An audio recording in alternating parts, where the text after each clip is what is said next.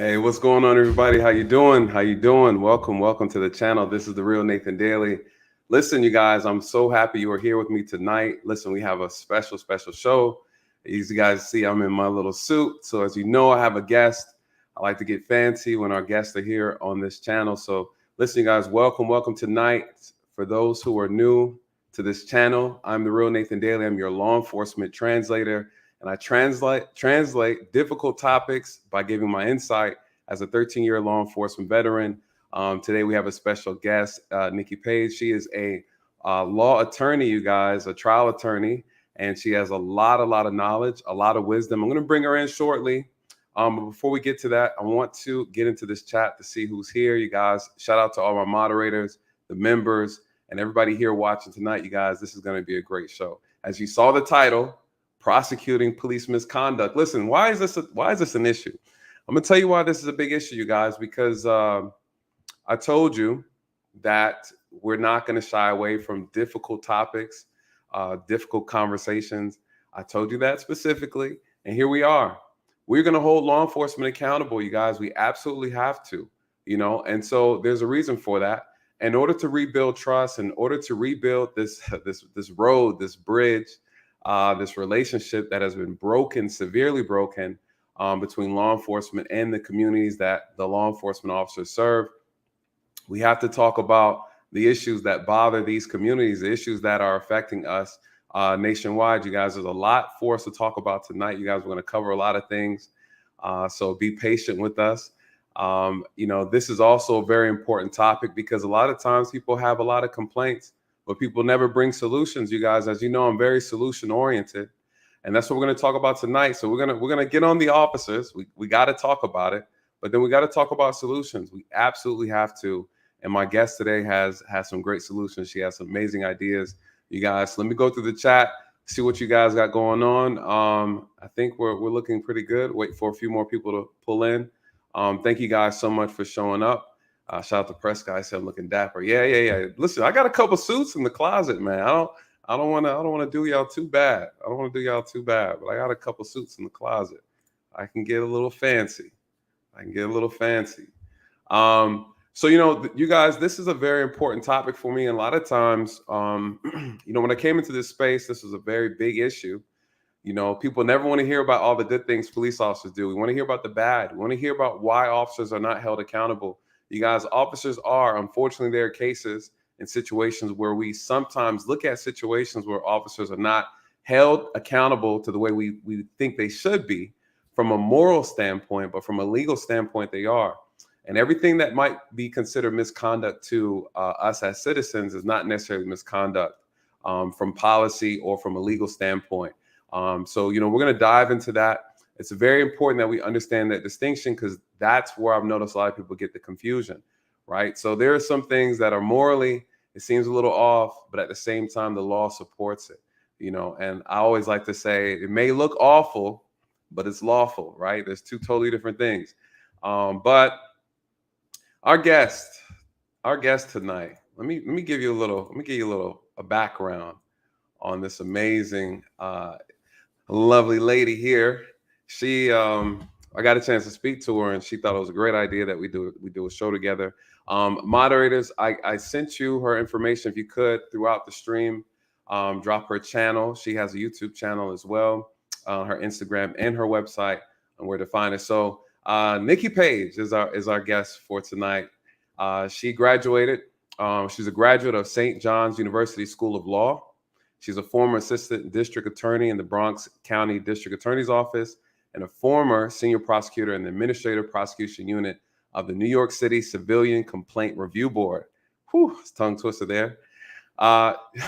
She was also previously employed as a house counsel for Allstate Insurance Company in Brooklyn, New York, where she handled insurance defense cases and investigations of medical insurance fraud. Listen, she has a wealth of knowledge, and she was educating me behind the scenes. Listen, I'm so excited to have her here tonight. We're going to talk about a lot of crazy topics. This is going to be a fun show for you guys. Listen, get your questions ready. Write them down on the side. We're going to be moving. All right. I can't keep her all night now. Okay. Time is money. I can't keep her all night. So you make sure you have your questions ready before we dive into this. And I think we're good. So without further ado, I will be bringing up my guest, the amazing Nicci Page. Nicci Page. Nicci Page. How are you doing? How are you? Hey, I'm good. I'm good. I agree with the chat. You looking good tonight. Brother got to throw something together. So, Nicci, thank you so much for joining us here tonight. I am very grateful. I'm very appreciative. Thank you for taking the opportunity to give your wisdom, give your knowledge. We know this is a very, very sensitive topic for a lot of people, including myself. I've been on both sides of the fence. I've seen it, and I think it's such a pleasure to have someone who actually works in this area, in this realm, within the court system, to be able to give us some insight on what happens, what takes place when officers are involved in misconduct, what it looks like. Because there's a myth that these things that officers are never prosecuted, they do bad, you never hear about it, type of thing. And so we want to clear out some myths and then just really get your expert knowledge on this. If you could, though, before we dive into it, just introduce yourself and then let the people know who you are and where they can find you. All right. What's up, everybody? Hello to everyone in the chat. Again, thank you for having me, Nathan. We did have that conversation and it was like a super dope conversation. You can't have that kind of conversation with everybody because people don't understand, they don't get it, but you totally get it, and we totally vibed, and I anticipate that that's what's going to happen tonight. So you guys are really in for a treat. Like, he's really bringing you like this topic, which is not an easy topic, but also he managed to find, I don't want to call myself an expert, but I'm gonna just go ahead and say there are very few people in the entire country who could legitimately and intelligently have this conversation with you tonight, because there are very few people who've ever been involved in the civilian prosecution of police misconduct. New York City was the first municipality in the country to actually allow or get the police union on board via a memorandum of understanding to allow civilian oversight of policing. So it's a very new kind of frontier in policing, and I'm happy to share some of my experiences and expertise. But my name is Nicci Page. I am a writer, a speaker, a lawyer, and a board certified coach. I know that's a lot. I be doing the most from time to time. It just be happening. So I started out my law career in 2007. I started as an assistant district attorney in the Bronx DA's office in the Narcotics Bureau, where I worked with police officers all the time. Because when you're in the Narcotics Bureau, you don't really have complainants. You're not dealing with people who are dealing with assault or theft. You're dealing with basically undercover officers doing undercover buy and bust operations. So I was just around police officers all the time. And I'm sure, Nathan, you can attest to this. Undercover police officers are a special bunch. Okay. Yes, they are. All right. So I did that for a few years, and then I left there and I worked in kind of corporate America. I was in-house counsel at Allstate Insurance Company in Brooklyn, New York for a couple years. Then from there, I ended up at the New York City Civilian Complaint Review Board, where I was a senior prosecutor, where we investigated and prosecuted substantiated allegations of police misconduct, which fell into a couple categories. The acronym is FADO, FADO, which stood for allegations of force, abuse of authority, discourtesy, or offensive language. So force is obviously you tase someone, you choke someone, you punch somebody, force. Abuse of authority would be just using your position as a police officer in an invalid way, like entering someone's home when you don't have a search warrant, like overstepping your bounds in your professional capacity. Discourtesy would just be being rude to people, which to me is one of the worst things, because the discourtesy is what often led to the force or whatever, the stuff that ends up in the paper. 9 times out of 10, it started off as a discourtesy. And then offensive language is kind of like a discourtesy with the added ingredient of a racial animus or something having to do with sexuality or sex or nationality, just something offensive that you said or did to someone. This sounds childish, but someone had an offensive or a discourtesy case where an officer just stuck his tongue out at somebody, like so preschool, but that became a substantiated allegation. Like, why would you do that as a police officer? So that's what I did. Currently now I am a practicing criminal defense attorney. So I kind of have seen the system from both sides and practiced in one of the biggest municipalities in the country with like one of the highest, caseloads, dockets, and stuff like that. So I'm gonna stop talking because I'm gonna let y'all know right now. If you let me, your girl's gonna gab it up. So I'm gonna be quiet. Listen. We here for you, and even me, because I think the beauty of this interaction right now is that iron sharpens iron. And I'm on a unique crusade to find really solid reform ideas for the criminal justice system. So not just policing, but also looking at it because things just don't stop after you get arrested. As there's a prosecution process. Then we have corrections, which is a whole nother nightmare. And the biggest problem with this whole process is egos are all throughout it. And as you know, a person's ego can interfere with their job and how they do their job properly, unfortunately. So we're going to dive right into the meat and potatoes of this thing. Let me get your thoughts, okay? Because I have a couple questions, but okay. Prosecuting police officers. A lot of people want to know, what are the myths, right? How difficult is it to prosecute an officer? And you worked in New York City. This is one of the founding police departments, one of the top 4 founding police departments that originated in this country: Boston, New York, right, and Chicago. What is it like being working or prosecuting officers from that department where there's nepotism, there's all type of cronyism, there's all type of just all the isms, right? Right. No shot at New York. We know there's a lot of amazing officers there, but we also know there's a lot of horrible. Well, I won't say a lot. There were some horrible officers there as well. Can you give us some insight on what that's like being a prosecutor and when you have an officer case come across your desk? What is that like? So first, I want to just distinguish or clarify that what I was doing in prosecuting, this wasn't criminal prosecution of police officers. If someone could be, like sticking your tongue out at somebody is discourteous, but it's not a crime. That's right. If the use of force crossed the line from just like you was doing a little too much to, oh no, you off to the DA's office you go. Okay, so gotcha. If there wasn't a determination that the officer's conduct rose to the level of a actual criminal offense, then we would handle those cases. So I didn't put nobody in jail. That's not what I did. This was administrative prosecution. So basically this is like the disciplinary process of NYPD. Prior to my unit being created, and they had fought for it, the community, New York City, the citizens had fought for it for years. Like, it doesn't make sense for police officers to be in charge of police discipline. Like, that is just inherently biased. Like, it's just not a good situation. And so nothing was getting done. So finally, the union got on board and they did a memorandum of understanding with the mayor's office and with the city council to allow outside people who are not employed by the New York City Police Department, but who are lawyers, to take over cases that involve civilians. So if your misconduct involved like stealing overtime or paperwork stuff or talking on your phone while you're on the job, I wouldn't handle those cases. I would only handle the cases that involve a citizen. Understood. Yeah. Understood. So let me ask you this. I think that's a great segue then. How important is that? Because I think it's important to have. So essentially, it's a citizens like review board. Mm-hmm. Did the citizens review board have subpoena powers at all? Were you able to get access to subpoena power with the tiniest little dull teeth, right? You could ever have. So we had the power to force the officers to come in and make a video statement.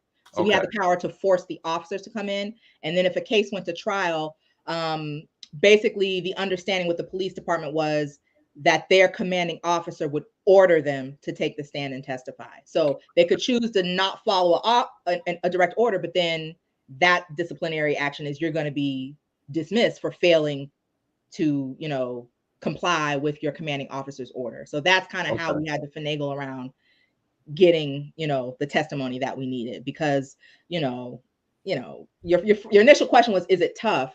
And I have to say that when we started, it was very tough. The rank and file officers were very resistant. This had never been, any organization, there's the whole, we've always done it this way that you have to fight against. So, we've always done it this way. And now here you young kids come in trying to tell, I've been a police, I'm a lieutenant, I've been this for 40 years, so it's a lot of resistance. There was a chill, like you would walk in the room and you could feel like almost like disgust and disdain. Like if I could hop across this table and do something to you, I would. But I have to say, as time went on, I think the assumption was that we were going to be unfair.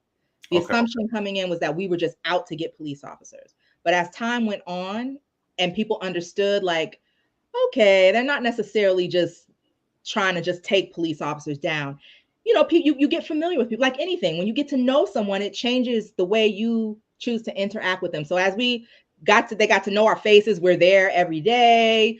You chit chat with someone in the hallway and the elevator. As time went on, it was like, not like we were best of friends, but that kind of animus that we were experiencing in the beginning, it kind of dulled down and went away, and people kind of got used to the new way of doing things. But at first it was very difficult. Like, it was made very known to us, you are not welcome here, you are not wanted here, we're going to do everything we can to obstruct what you're trying to do. And the thing about civilian oversight in New York is that the actual trials, administrative trials of police officers, take place inside one police plaza. So you imagine this, you're going inside one police plaza to accuse and cross-examine police officers. So you're in their inner sanctum. What is one police plaza for those? That's police headquarters in New York City. So anytime something big happens in New York City and you see that press conference where the police commissioner is behind the podium giving a speech, that's one police plaza. And so you would have to basically go behind enemy lines to prosecute police officers. Everybody in there is a police officer, so they would be staring you down, sometimes gritting on you, giving you the, mean mugging, if you will. That's how it was in the beginning. But as I say, that it was intimidating at first. But everyone in my unit had been an assistant district attorney first. So we had all had prosecutorial experience, and which means we had all worked with police officers, which means we all have had good experiences with police officers. We had all seen good policing. And so they assumed that we hate police, and that's why we took this job. And it wasn't that. Like, I'm gonna call you on your BS when you've done wrong, but I'm also going to exonerate the case where I can clearly see, dude, you spit in this officer's face. Like, you should be glad all he did was give you a 2-piece and a biscuit. Like, I'm surprised you made it out of that without a broken jaw. Right. Like, you spit on someone. Like, what do you think? Get this complaint out of here. Like, right. Did you see the value in it though? Did you see value in having a citizens review board? Do you think that's something that would be every state would see, I guess, would benefit from, and just overall? Like, did you see the impact in the department in a positive way as well, as far as the officer conduct? Yes. Immediately, like with, you probably know this too, policing now is a lot about the stats. It's all about crunching the numbers. There's whole departments that are just, dedicated to statistics. And I think New York City was one of at the vanguard of that. They have a whole unit called ComStat, and that's all they do. Is like when you watch a CIA movie and there's an analyst and there's these really smart people who are just at their computers, they have that at NYPD. And so when we look back at our statistics, before there was civilian oversight of these complaints, civilians could file complaints, but civilians would have to walk into the police precinct. Right. And file a complaint against an officer who works in that police precinct. And if that complaint was taken seriously and it went to the unit inside the NYPD, because NYPD had attorneys on their payroll who used to do what we started to do. If the complaint made it that far, none of those cases, like, I don't want to say none, but like the number of cases that actually made it to trial are just like nominal. Like, those cases would just end up, they wouldn't follow up on them. They wouldn't go find witnesses. They would just kind of let the file sit there, allegedly, because I ain't trying to, allegedly, they would just let the file sit there, and then the time would run, or they couldn't catch up with the witness, and the cases would just like die on the vine. Whereas when we started doing it, like, our percentage of cases that we actually pursued and actually prosecuted and actually got in front of a judge was exponentially higher than they had been before, because we actually would go to the projects and walk up that pissy staircase and find Keisha, find JJ. Like, we actually did that and got the witnesses there. And so once the community started to see, oh, okay, they are taking these seriously. Oh, okay, I can go somewhere. I don't have to go to the police precinct to file this complaint. I can go to a completely separate building, a separate civilian office, and feel welcome and file my complaint there. I think it engendered a lot of kind of like community support and community feeling heard, feeling that someone cared. And, there were a lot of times where one of my complainants would say, even if we lost the case, because we didn't win all the time, even if we lost, they would say, you know what? We lost, but at least I feel like I was heard. I feel like somebody listened. I feel like somebody cared. Right. So let me ask you this, because I think that's the biggest part. I think since I've been policing, I feel like sometimes I would say the profession has lost sight of making the people we're serving happy, right? We've become very alienated from the people we're serving. And especially a lot of the larger departments, and not saying that they're not officers who are not doing that work or making the honest effort of reaching out.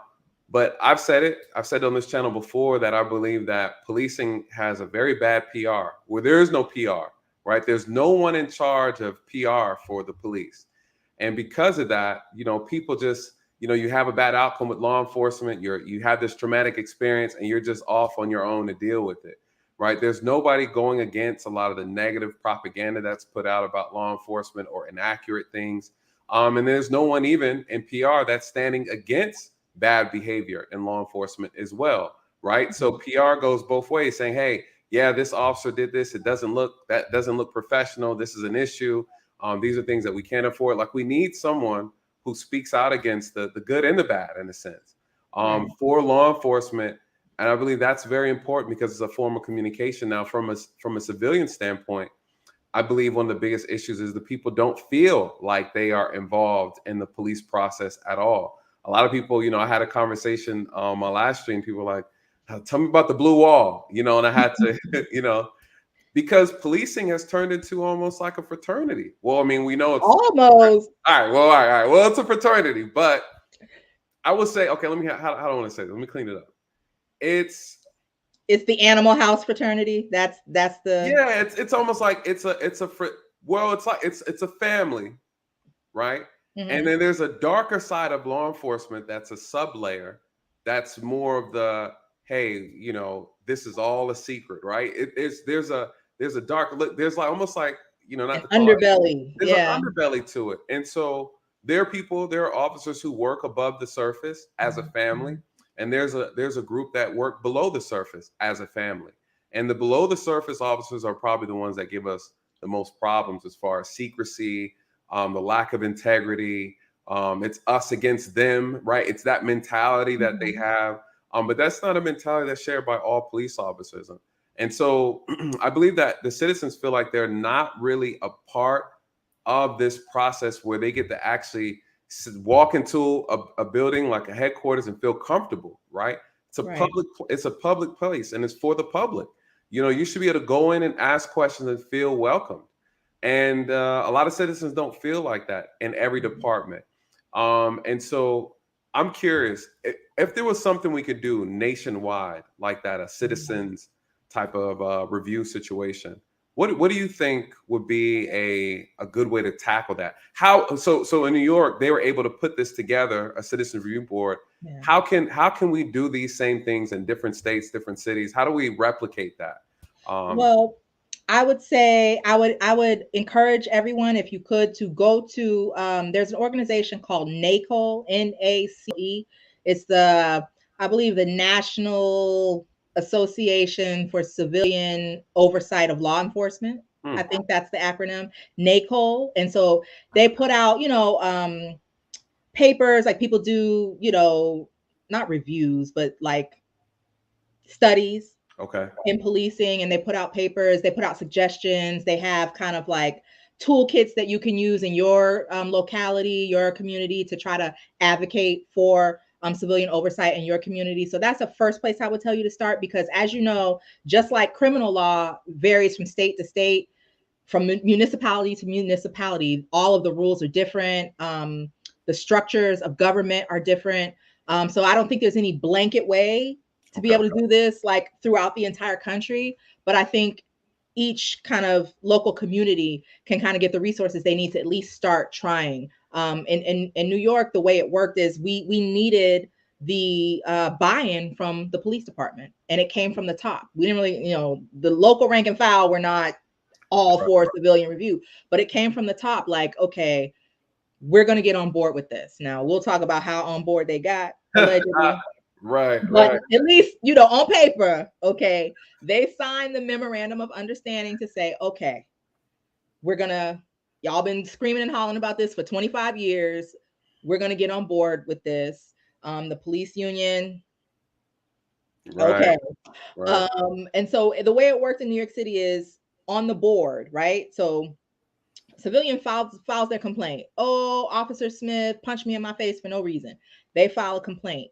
That complaint is then reviewed by our investigators, who many of them were just like college kids. Like, this would be their first year out of college. And, it would be their job to, actually do some of the interviews of civilian witnesses, transcribe them, go find witnesses, go get videotape from the bodega, see if they still have their surveillance video, stuff like that. That's what they would do. And then after they completed the investigation, they would pass it on to an attorney to review, to look over, whatever. And then there would be a final, like a report written of, okay, these were our witnesses. This is what person A said. This is what person B said. This is the video. This is the eyewitness. Our recommendation is, after reviewing all of this case is either substantiated, meaning this officer was wrong, exonerated, meaning the officer did absolutely nothing wrong in this situation, or unfounded, meaning we don't have enough. It's a toss-up. We don't know what happened. So if it was substantiated, then that report, if we recommended that it be, substantiated or whatever, that report would go to the board. And the board would be like a committee that was made up of, you have a retired police officer inside. So the board has like 13 or 14 members. And the way it's split up is you have a certain number of appointees that are appointed by the what do you call it? City council. Okay. So the city council appointee is supposed to be like the representative of the people. Like, we hear from the city council, from the people. So your city council person would pick a person from the community. Pastor Jones is my pick from the city council. And Nurse Jackie, that's my pick to go sit on the board. Okay. Then the police department has their couple picks. So they typically would pick retired lieutenants, captains, people who had risen up through the ranks of policing and have years and years and years of experience and expertise, but are retired. That they would pick those people to be placed on the board. And then the mayor would have a certain number of picks, and those would be the mayoral appointees. So on the board, you would have, I don't know, like 3 retired police officers, 3 members of the community picked by the city council, and then 4 people picked by the mayor, right? And so then that would be broken down into little committees, because, New York City is so big, you have so many complaints. So you would break down to committee A, committee B, committee C, but each committee has 1 civilian from the community, 1 mayoral appointee, and 1 retired police officer. And so after we did our reports, we would send the reports to that committee from the board, and then they would review it. And then they would vote and give the final vote as to whether we think this should be substantiated. We agree this officer did something wrong. We think it should be unfounded, or we think it should be exonerated. And then once they did their vote, if they voted that it's substantiated, then that's when the case comes to me to prosecute. Understood. That's interesting. I will say this. I think I like that idea. I would also add, because on some of the reform ideas I've already been putting together, looking at it as a citizen review board to actually assist with the hiring process as well. And these people are from the community that these officers will be serving.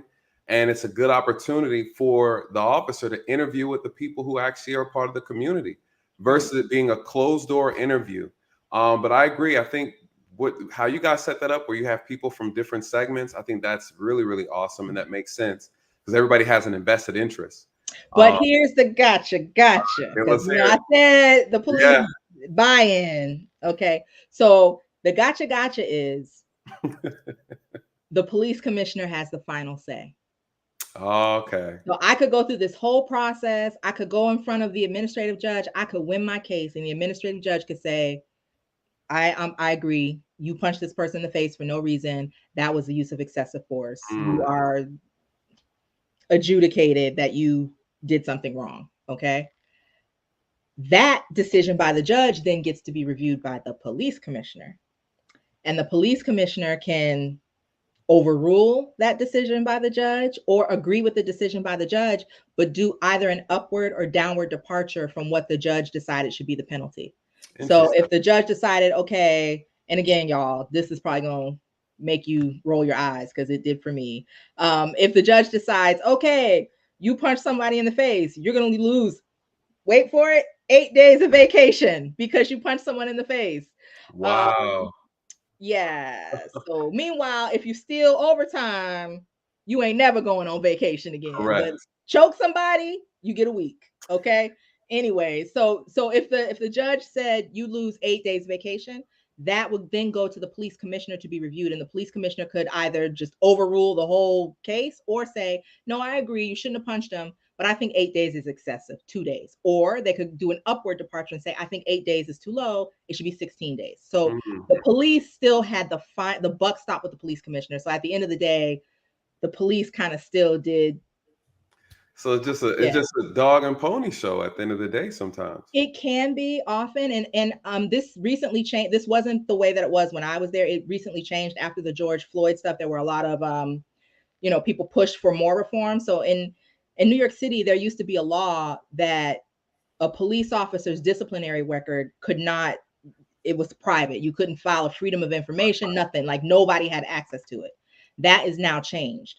So now there's more, people are going to get to see, okay, so this officer got in trouble 11 times, and each time the police commissioner switched, So right.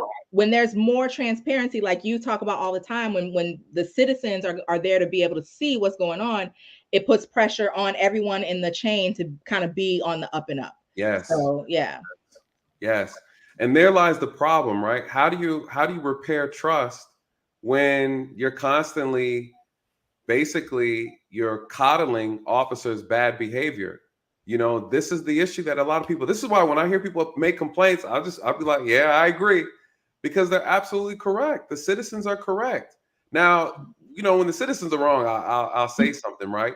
But this is what you're explaining is one of the biggest issues. So people look at it and say, listen, we've put all this effort to create a citizens review board to build trust and transparency. And then at the end of it all, you guys are still, you can yank the rug up under us if you want to.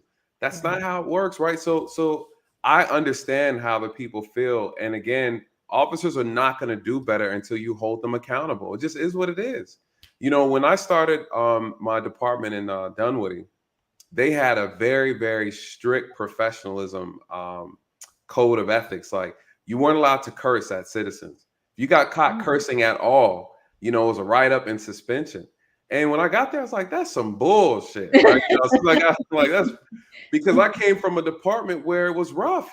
People only listened to when you were yelling and cursing and things like that. And I didn't like this policy that they had. But then probably about a couple weeks into it, I started understanding something very interesting. I said, you know what? There's no excuse for me not to be professional. There just isn't. And when you have a department that has standards and they hold officers to those standards, I looked at all the officers, they fell right in line because they knew that the department was serious about punishing you. If they caught somebody cursing he was in a foot chase, chasing after somebody and tased them, it didn't work. And you hear him making a couple curse words, right? MF, right? This is a criminal, commit the crime, right? And they still wrote him up even after arresting him. And then that's how serious they were about it. That even, I don't care how much of a struggle you're in, watch your mouth. Yeah. Right. And as officers, one of the biggest issues that I've seen, that I've heard citizens complain about, outside of the extra use of force, it's majority of the time, it's always been professionalism. It's always been the officer said something in a way, slammed my car a little too hard, right? Slammed the car door, just doing extra, right? Gave me, try to look for an extra ticket, was real excessive with the fines or something like that. I see that as being a really, really big issue, as officers have a hard time being professional. And citizens, when they speak out about it, to your point, no one, it falls on deaf ears sometimes, depending on the department, and if that department is willing to hold their officers accountable. So let me ask you this, because I think this is a good follow-up. When it comes to accountability for police officers, just from your perspective, on a legal prosecuting side in this country, we've seen cases, and I know you know the law, so you know the difference between when people are just kind of like, I don't like the way that happened, versus, hey, the law supports it. What are your thoughts just in general, just over the years with some of these high profile cases where officers may have gotten off? What do you think that's about? And just as far as the culture of policing, what are your thoughts on that? Well, I definitely think a lot of times, just, this is my opinion. Yeah. There is a clear bias toward police in the court system. It's almost like police come in with a halo. It's like you have to prove like extra egregious, like overwhelming, almost like instead of proof beyond a reasonable doubt, it's like you have to prove 100% certainty +5 against the police officer. So like they make the standards so high for police, or they give the police so much deference that they don't give to other people. And so the police kind of walk into the courtroom with the scale already tilted. There are so many police officers that I've seen testify, like, clearly this dude is lying. Right. Like, he's lying. Okay. Like, for instance, right. Because this was 2 months ago and I'm still mad. Okay. Right. So at the preliminary hearing, officer testifies, the house alarm went off and we thought there might be a problem. Maybe somebody in there needed help. So I climbed through the window and I went inside the house and I unlocked the door. Okay, that seemed legitimate to you? So then after I did my cross-examination at the preliminary hearing and he started to realize, okay, maybe you're not supposed to climb through nobody's window and go in their house and open the door. When we get to the suppression hearing, this is a testimony.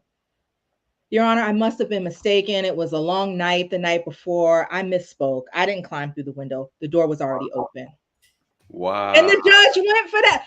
I'm sorry. You accidentally testified that you climbed through somebody's window? Yeah. Right. That's such a specific detail. You don't just accidentally say that. You said that because that's what you did. Right. But the judge and everyone's like, oh, well, the officer, he corrected his testimony. Also known as lied. But okay. So stuff like that, police officers are allowed to get away with that. Whereas if a civilian tried to just do a complete 180 on their testimony, they would be deemed incredible on site. How do we fix that? Because I agree with you. I think what I've seen is officers are willing to lie to protect themselves, and you can have an outstanding officer. He's done great his whole career. And then, he makes a mistake, whether on purpose or by accident. That officer is willing to, some, not all, but there are some officers that are willing to lie in order to keep themselves out of trouble, right? People don't want to get in trouble.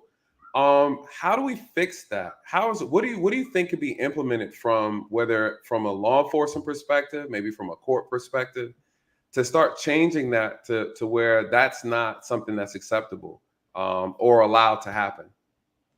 Man, that's a good question. I'm sorry to lay that on you. I don't know. Yeah. How do we? Well, I don't know. How do we? Because we've basically done this thing in this country where we've like canonized police officers in a certain way. Yes. To where like you are saying wrong. O'Leary, okay? Like you can do no wrong. And so I don't know how we undo that. And I don't know how we undo that in a way that doesn't make officers feel like you're demonizing them. How do you normalize a person without making them feel like they're being demonized when they're used to having this grandiose kind of stature? How do we say, no, you're down here with the citizens, with the rest of us. You're not up here. Well, it's funny you say that, because I think that is where the problem is. Officers we've gotten to a place to where we no longer need to be respected by the people we're serving, right? That's no longer the goal, right? Whether it was ever the goal, I don't know. I've only done the job for 13 years. When I got in, it was more like we're doing a job. We're not necessarily servants to the people. Right. Somewhere down the line in policing, before I was even born, I think the mission and the objective maybe on paper, but the way it's carried out is not the same. People hear, oh, protect and serve, law enforcement. No, it's more like law enforcement. It's less about protecting and serving, right? The serving is really not even in there. If you just so happen to get served, then you just you got served, right? Right. But outside of that, officers' priorities is enforcing the law. That's I what's think fun. the statistics part, I think, drove a lot of that. When it became, we're keeping track of every arrest you make. We're keeping track of, how many tickets you write. When you start making it almost like a video game, like a tally sheet, it's not about the person, it's about the numbers. So I don't see you as a person. You're just another checkbox on how many arrests I made this week, how many tickets I wrote this week, how many this I had this week. And so it becomes like a race to be the person with the most arrests, the most this, the most that. And then that means you might be a little overly aggressive if it's going to get you that extra point. You might not talk to somebody crazy and you don't care about them. You just want this arrest, and then there's the overtime that comes with the arrests and, the other stuff. And so I think the push from the top for statistics, for we need to make more arrests, we need more tickets, we need more this, we need more that. Because even I can say myself as a prosecutor, there was a time where I worked in an office where they would put up on the wall how many trials a person did per, quarter. Right. And there's something psychological within us that, okay, now it's not about the quality of my work. This person has 8, I'm at 6. I got to jump past this person. I got to get 9. And so there's something psychologically when you start making it into like a tally that you kind of lose some of the substance of serving people, and it just becomes about the numbers. I think that is one thing that kind of took away the humanity of policing, if you will. I agree. I would say things got real competitive. And when I was policing, I have one of my coworkers in the chat as well. He knows we were very competitive. We would look at, hey, how many felony arrests have you made this month? We weren't really ticket writers like that.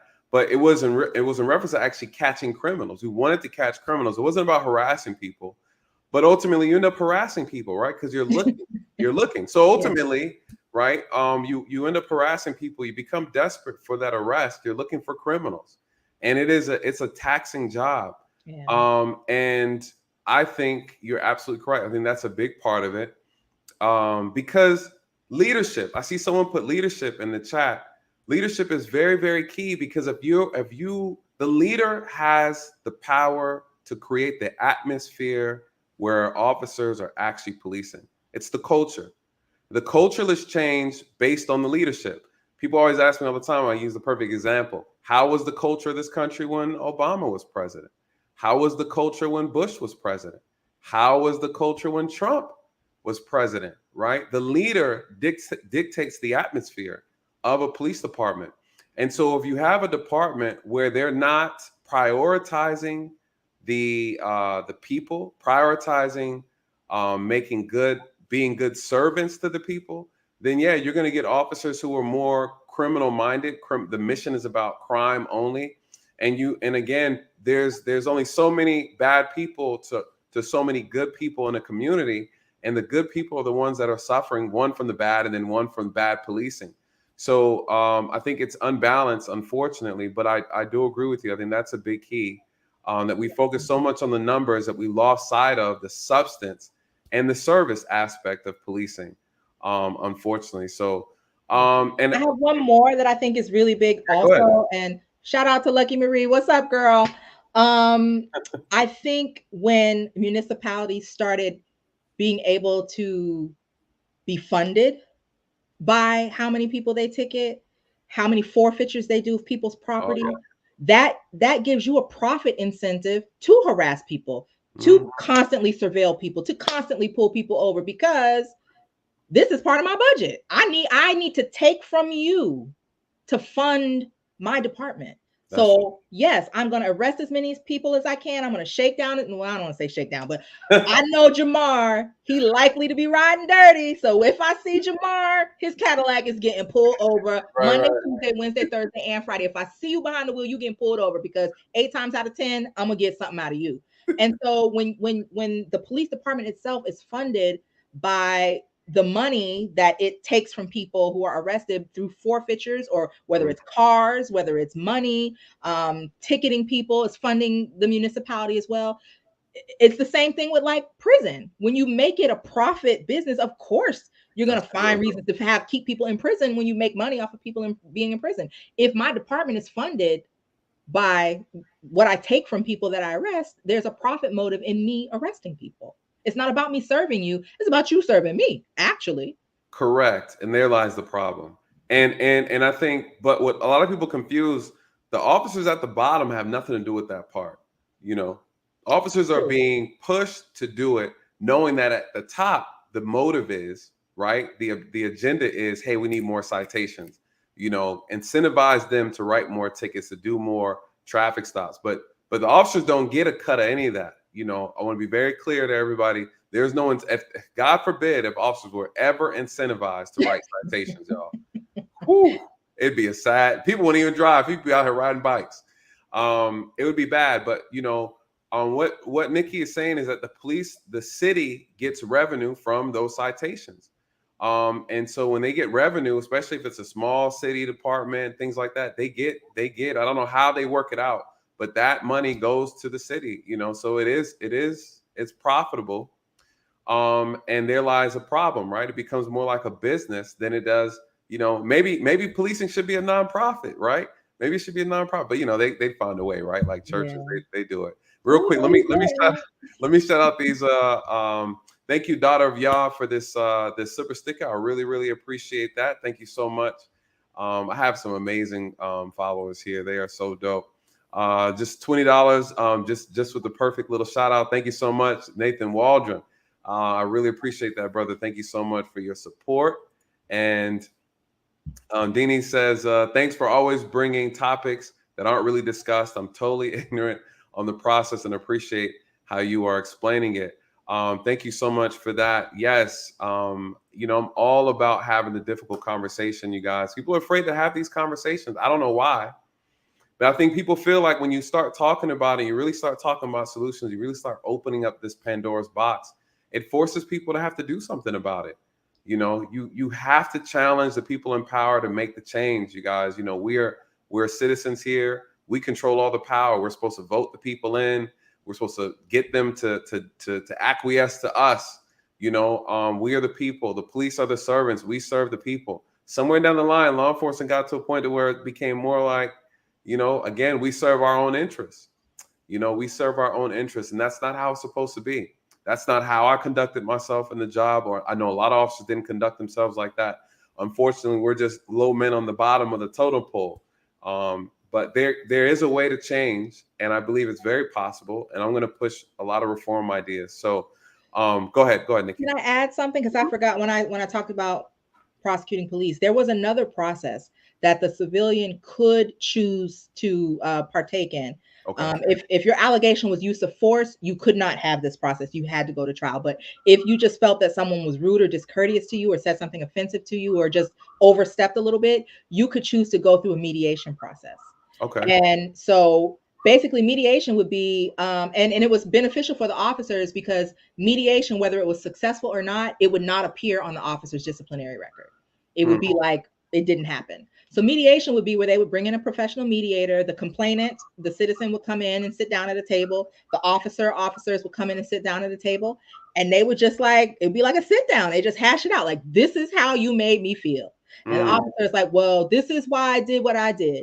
And well, when you did that, that's why I did that. And then you would be in your office and you would hear sometimes, like, it would be like barking, like bark, like, because they don't agree on, like, well, I still don't think I did nothing wrong.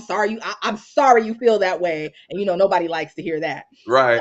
But then sometimes there would be a meeting of the minds. Like the civilian would realize, like, the officer would give the civilian information that the civilian did not have at the time, which totally changed how they would have perceived what happened to them had they had that information. And that happens a lot too, when neither party has all of the information. So there would be times where the civilian's like, oh, well, if I had known that, in that case, I understand why you did what you did. I'm glad we did this. Now I understand. And the officer is like, okay, I'm glad we did this too, because now I understand that I could have just told you that in the moment. You would have calmed down and we never would have had this. So we both had a learning experience. They shake hands. Nice to see you. Now, when I see you on the block, I know who you are. What's up, Mr. Smith? What's up, Mr. Curtis? How you doing? I like that. Good day. It's not on your disciplinary record. It's done. It's over. And we hashed it out. So the mediation process it often gave the civilian, they felt like I got to get that off my chest. Like I just wanted to get that. I just want to get that off, basically. So in those instances where it was someone felt like, why did you talk to me like that? Why did you come at me off top like that? Like I'm a man. You don't just walk up to me and talk to me like that. Like, what's up? And then the officer's like, oh, well, we had just got a call. We were under the information that a person with a parole warrant for the R word or some other heinous crime. We didn't know. I'm sorry. I was on 10. My bad. And then the other person is like, okay, if that's what was going on in your mind, I can understand. I would have been on 10 if I had gotten that information too. I understand. Good. And we're done. So mediation is something that was also really beneficial for both sides, that municipalities and civilians who might be trying to push for this in their community, mediation might be something that you want to throw on the table as well. I think that's phenomenal. Actually, I think that's one of the biggest issues between citizens and police officers is the bad communication. And a lot of times on the officer's part, and I'll put it on the officer because it's up to us to be professionals, right? This is our job addressing citizens. And therefore I feel like we are held to a higher standard, you know? And again, I do, there have been times where I've lost my cool with citizens. So I get it, you know, but I was never the type of person that was afraid to come back and apologize. And when things calm down, say, hey, listen, I was wrong for that. But in the moment, this is what was going on. And to your point, a lot of citizens do after they hear the full story, they become a little bit more comfortable, right? And say, okay, you know what, I was wrong too. And we have this kumbaya moment, you know, and I think we need more of that, right? I think that's one of the big issues with law enforcement today is that there's just a disconnect. You know, a lot of times in this profession, you do it so long, you become detached from the people that you're actually supposed to be serving. And you deal with so much negativity in the community that you end up losing that love to want to be connected. In a sense, it's hard. We see so much, and as you as well being a prosecutor, you see so much that comes to the courtroom. You can get a little desensitized to it.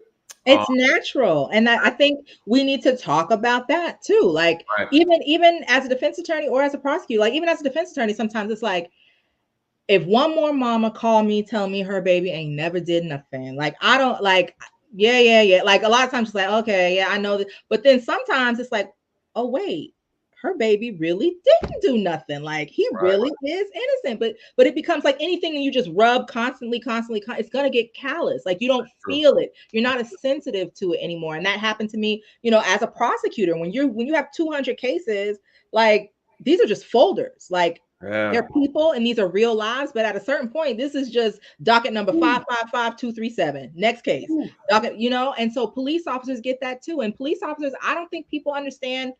Like, it's not an easy job. Like, I don't know why nobody do it. To be honest, like, I could never, ever, because again, you talked about this, and I know ain't nobody gonna want to hear it. I know. Y'all ready? Can we keep it real? How real can we keep it? Y'all let me we keep it all the way. Hey, we keep it real over here. Yeah. We done talked about the police. Can we talk about us? Woo! Let's do it. I just need permission in the chat before I do it. Hey, in the chat, y'all. My manners. Are y'all good with her keeping it real? Listen, we about the realest group over here on YouTube. They afraid of us, and we growing.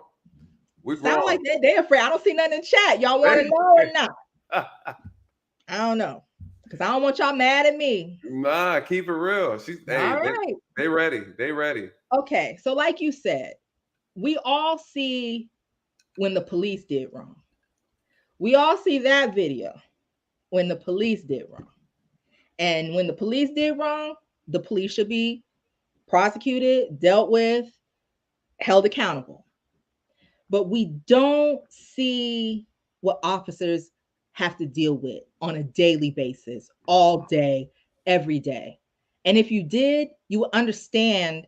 It's almost like to a certain extent, you have to shut down in order just to function. If a police officer just allowed everything to affect them and to feel everything that they encounter on a daily basis, like you would go crazy. So it's probably a subconscious, like, I have to shut this off. Because if I don't shut this off, I'm gonna be crazy. On a daily basis, you're dealing with people on the worst day of their life.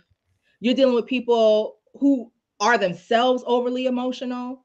And I don't know if we are an emotional people. Like, we could take a foe and turn it into a 14 for no reason. Like, why are you screaming? Calm down. Like, I can't even understand what you're trying to communicate to me because you speaking in tongues. Can you take it down 5 notches and just explain to me what you're saying? It's just dealing with us, even as a defense attorney, is not easy. We come with a lot.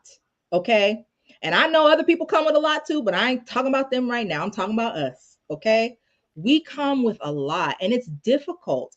And then when you add into that, like, cross-culturally trying to deal with that, when you're not used to that high level of emotion or that dramatic way of talking and being like, when I'm doing this, the homies know that that's not threatening, right? But that's when right. Officer O'Leary grew up in the suburbs and ain't never been in a community with Black people, and people is doing all of this while they talking and he's like, oh gosh, is he flailing? Right. You know, like, they're taking that different than a person who's from the same culture who understands that's just how they are. You know what I mean? So officers, it's difficult. I've been on ride-alongs where I was just like, I don't know how y'all do this. Like, take me home. I can't, take me back to the office.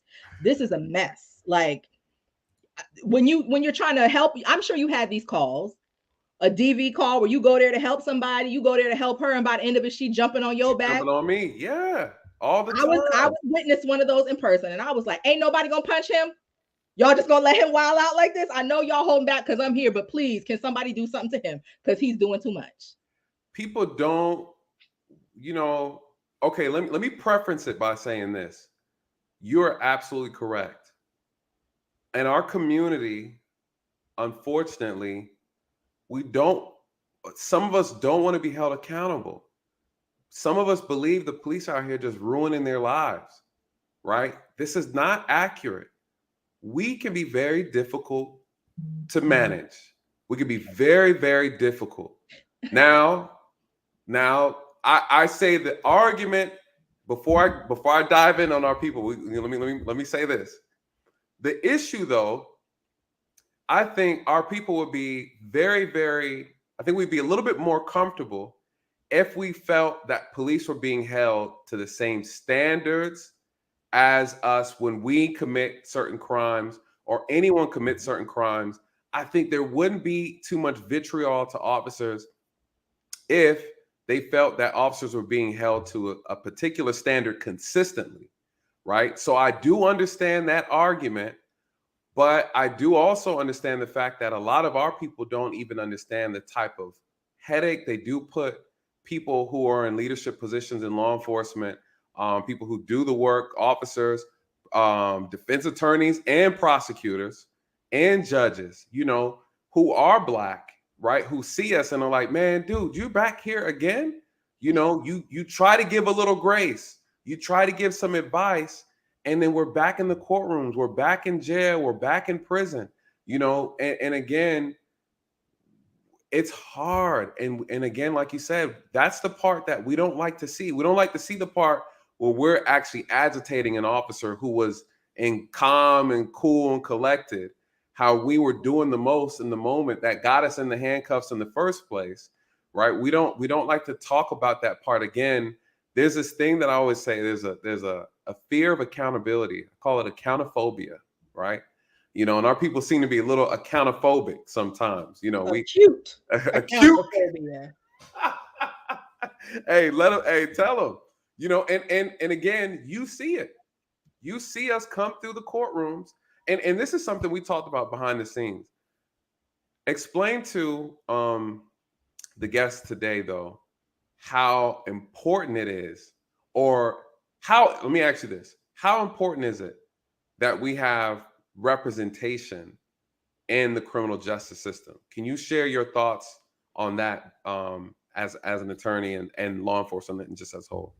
It's very important. It's extremely important because the people who are working in the court system, whether it be the judge, whether it be the clerk, people discount the clerk. The clerk oftentimes is the most powerful person in the courtroom. The little old lady sitting at that desk who've been working there for 42 years. Right. She can make sure you sit there all day before your case get called, and ain't nobody gonna say nothing to old Sylvia, who been working here since 1962.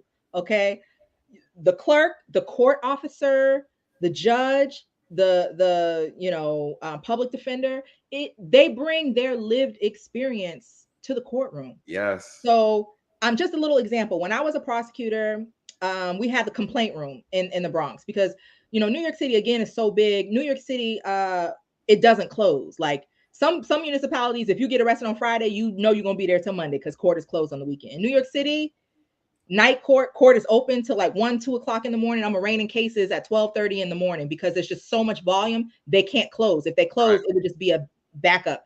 So we're in the complaint room. You would have, just to explain, in the Bronx alone, there would be 388s just in the Bronx. Manhattan would have another 275 ADAs. Brooklyn would have another 350 ADAs. There's, 8 million people in New York City. So you're churning out arrests on a daily basis. There's approximately over 40,000 police officers in NYPD. So it's a gigantic whole, to do.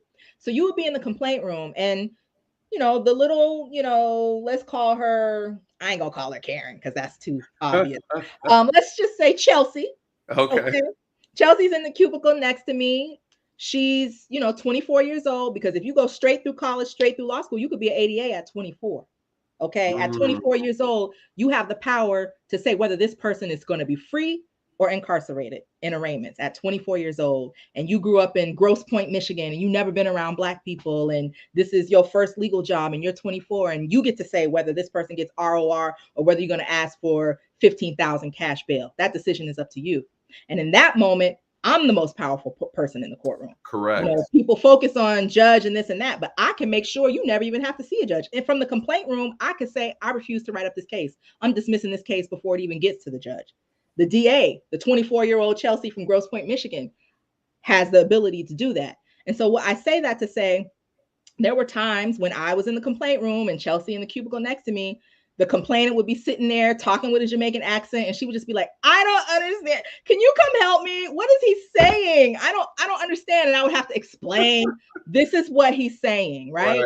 Specifically, there was a time when someone was trying to give a story, and how we doing, not me. So yeah, like, boom, this what happened. Boom, boom, check it. And she was just like, and so then he said something like, yeah, and such happened. Then I just blacked out. Son. And then she comes to my cubicle and she's like, Nicci, I don't understand. He's saying that this happened, but how would he know if he was blacked out? How can you testify if you're blacked out? Right. And that's when I had to explain to her. You said that you're like the law enforcement translator.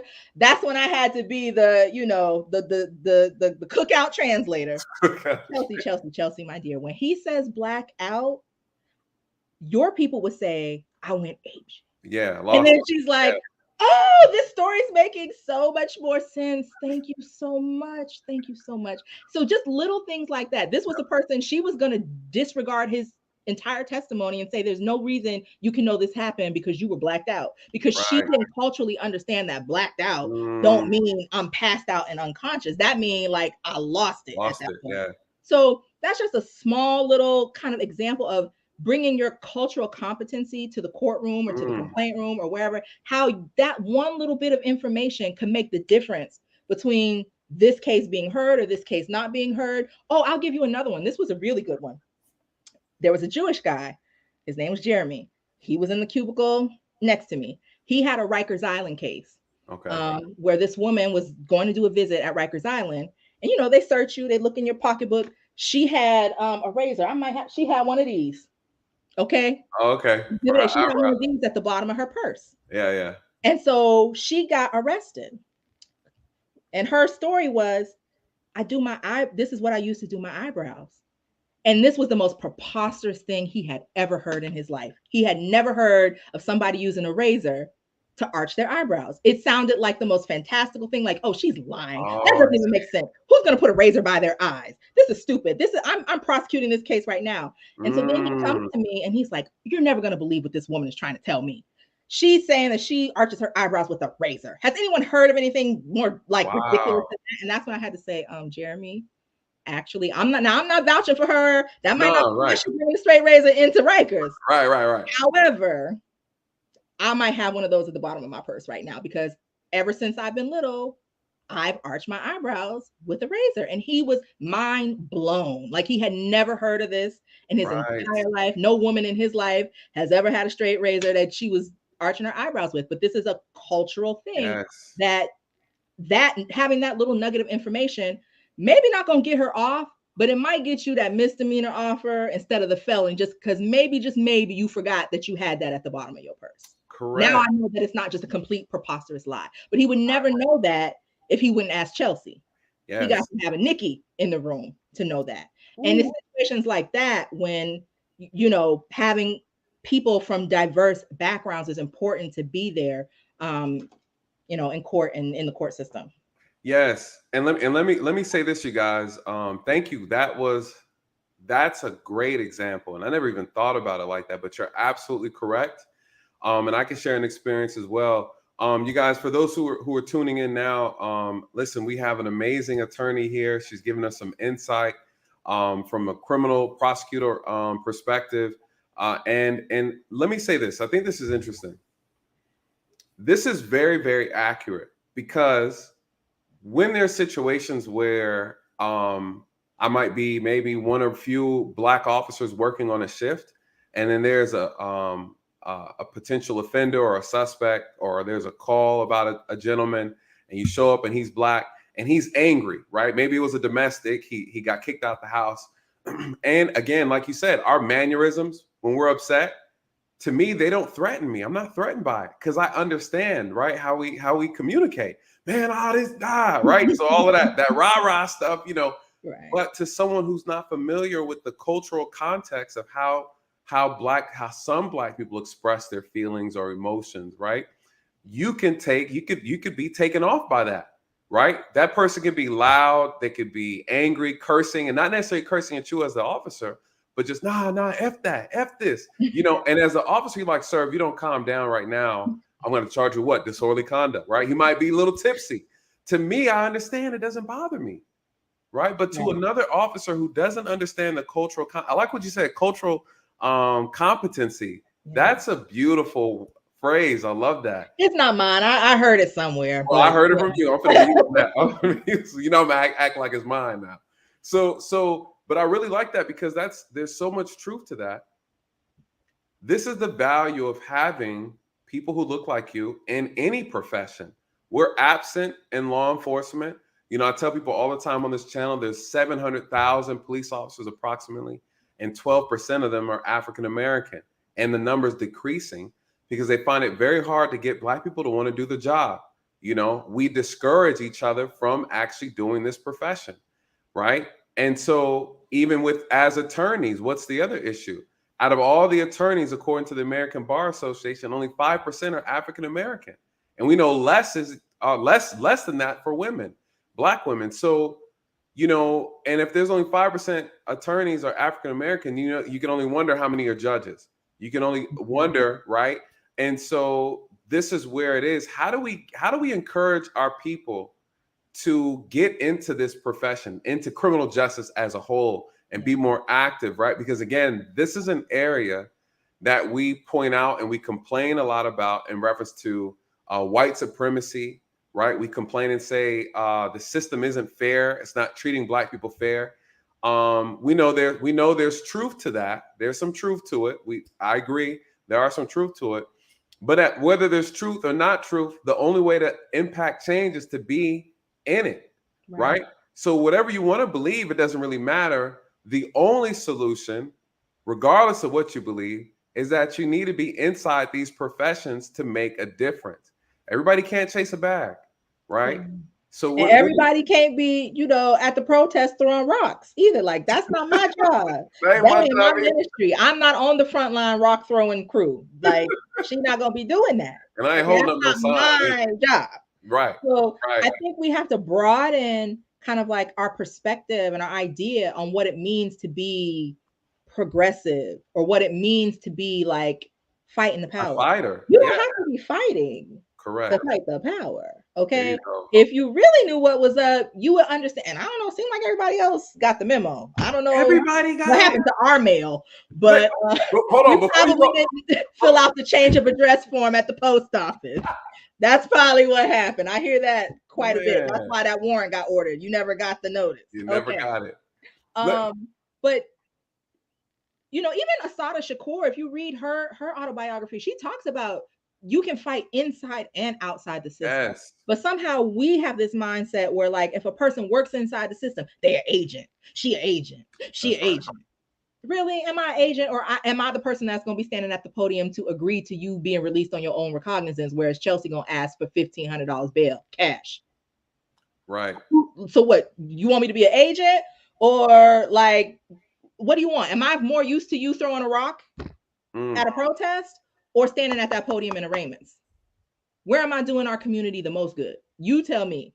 I mean, I know the answer to that question, but like, we have to be more sophisticated in our thinking. Like, I remember I would be going into the grand jury to present cases to the grand jury, and the Rikers bus would pull up, and, you know, defendants who were being transported back and forth to court, you know, they would see me or one of my other African-American colleagues, Caribbean, whatever, walking into the grand jury, and you yelling off the Rikers bus in your orange jumpsuit.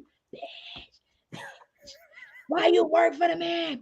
Like, okay, sir, you are on the Rikers bus on your way back to Rikers, okay? In an orange jumpsuit, shackled with chancletas on.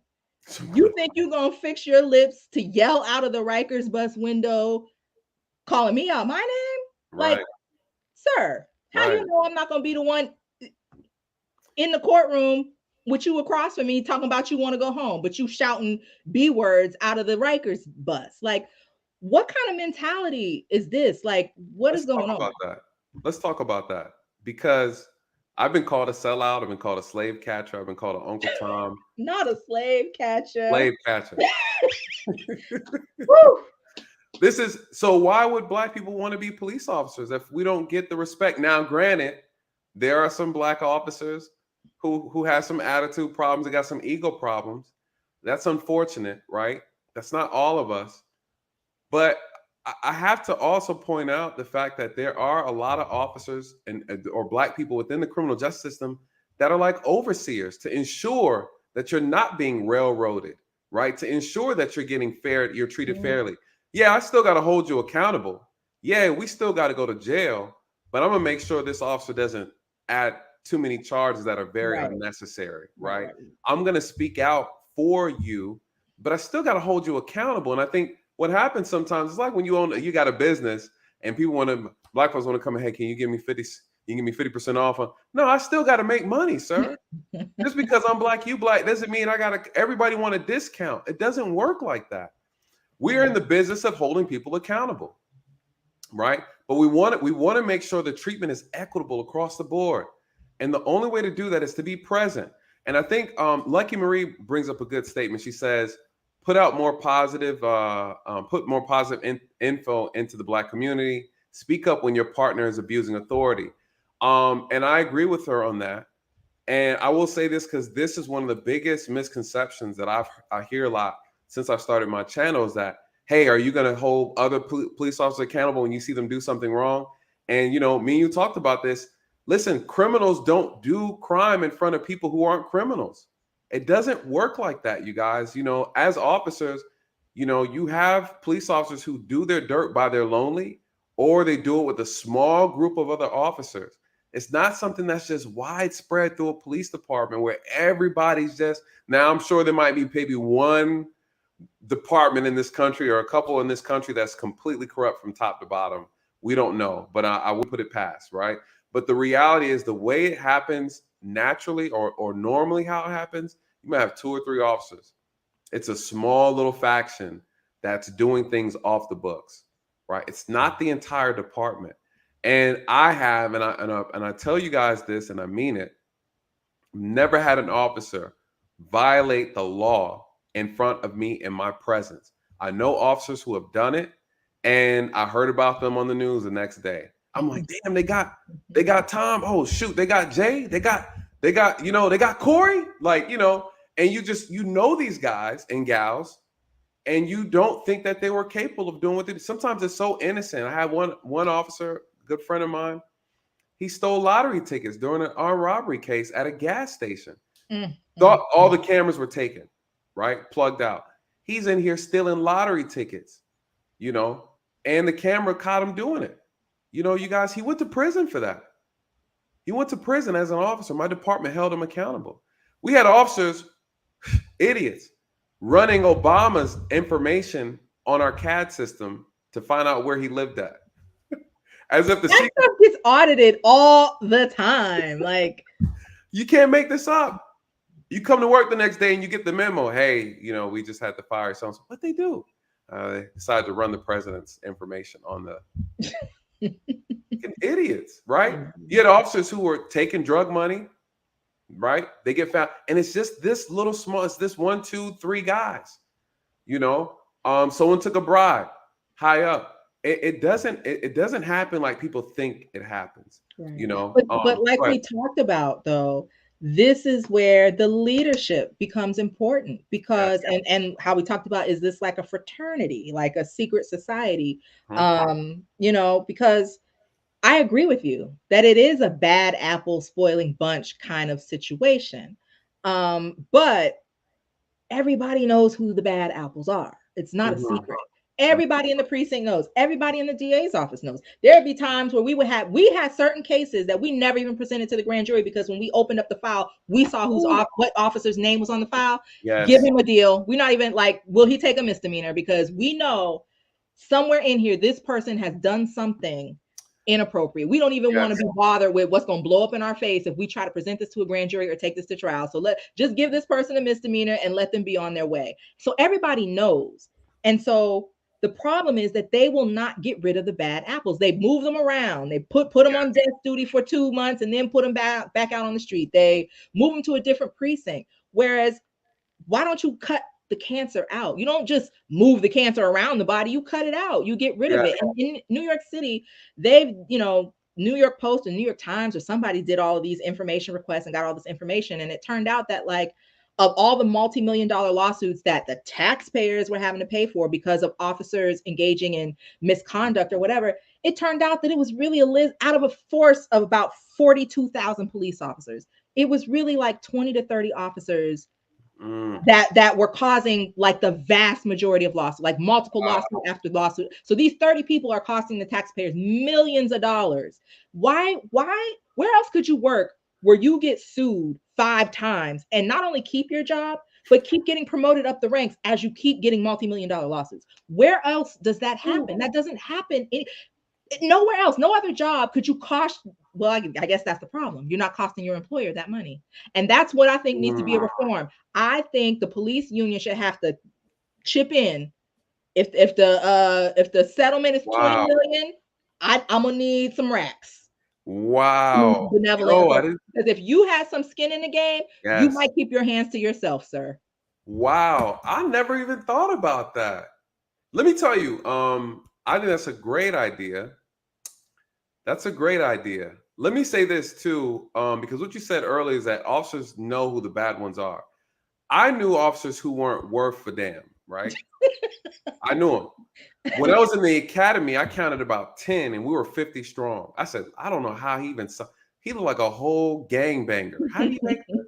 He probably went to the undercover unit if he looked like a whole gangbanger. Nah, he got fired before we graduated. He couldn't make it, right?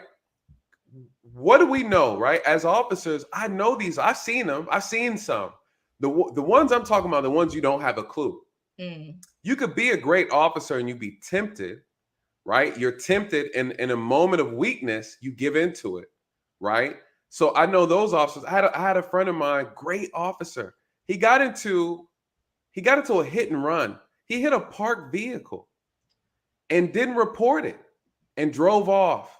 There's always somebody watching. Cameras everywhere. There's always somebody watching, and a man caught him, called and reported it, and said, "Oh yeah, the officer, he probably didn't notice that he hit the car, right?" Couldn't find out. He got out, looked at damage, and drove off. Never reported it. He lied about it when Internal Affairs asked him, and they fired him behind it. Yeah, all from hitting a parked And when I tell you this officer was great, Was again, he a moment drunk? of weakness.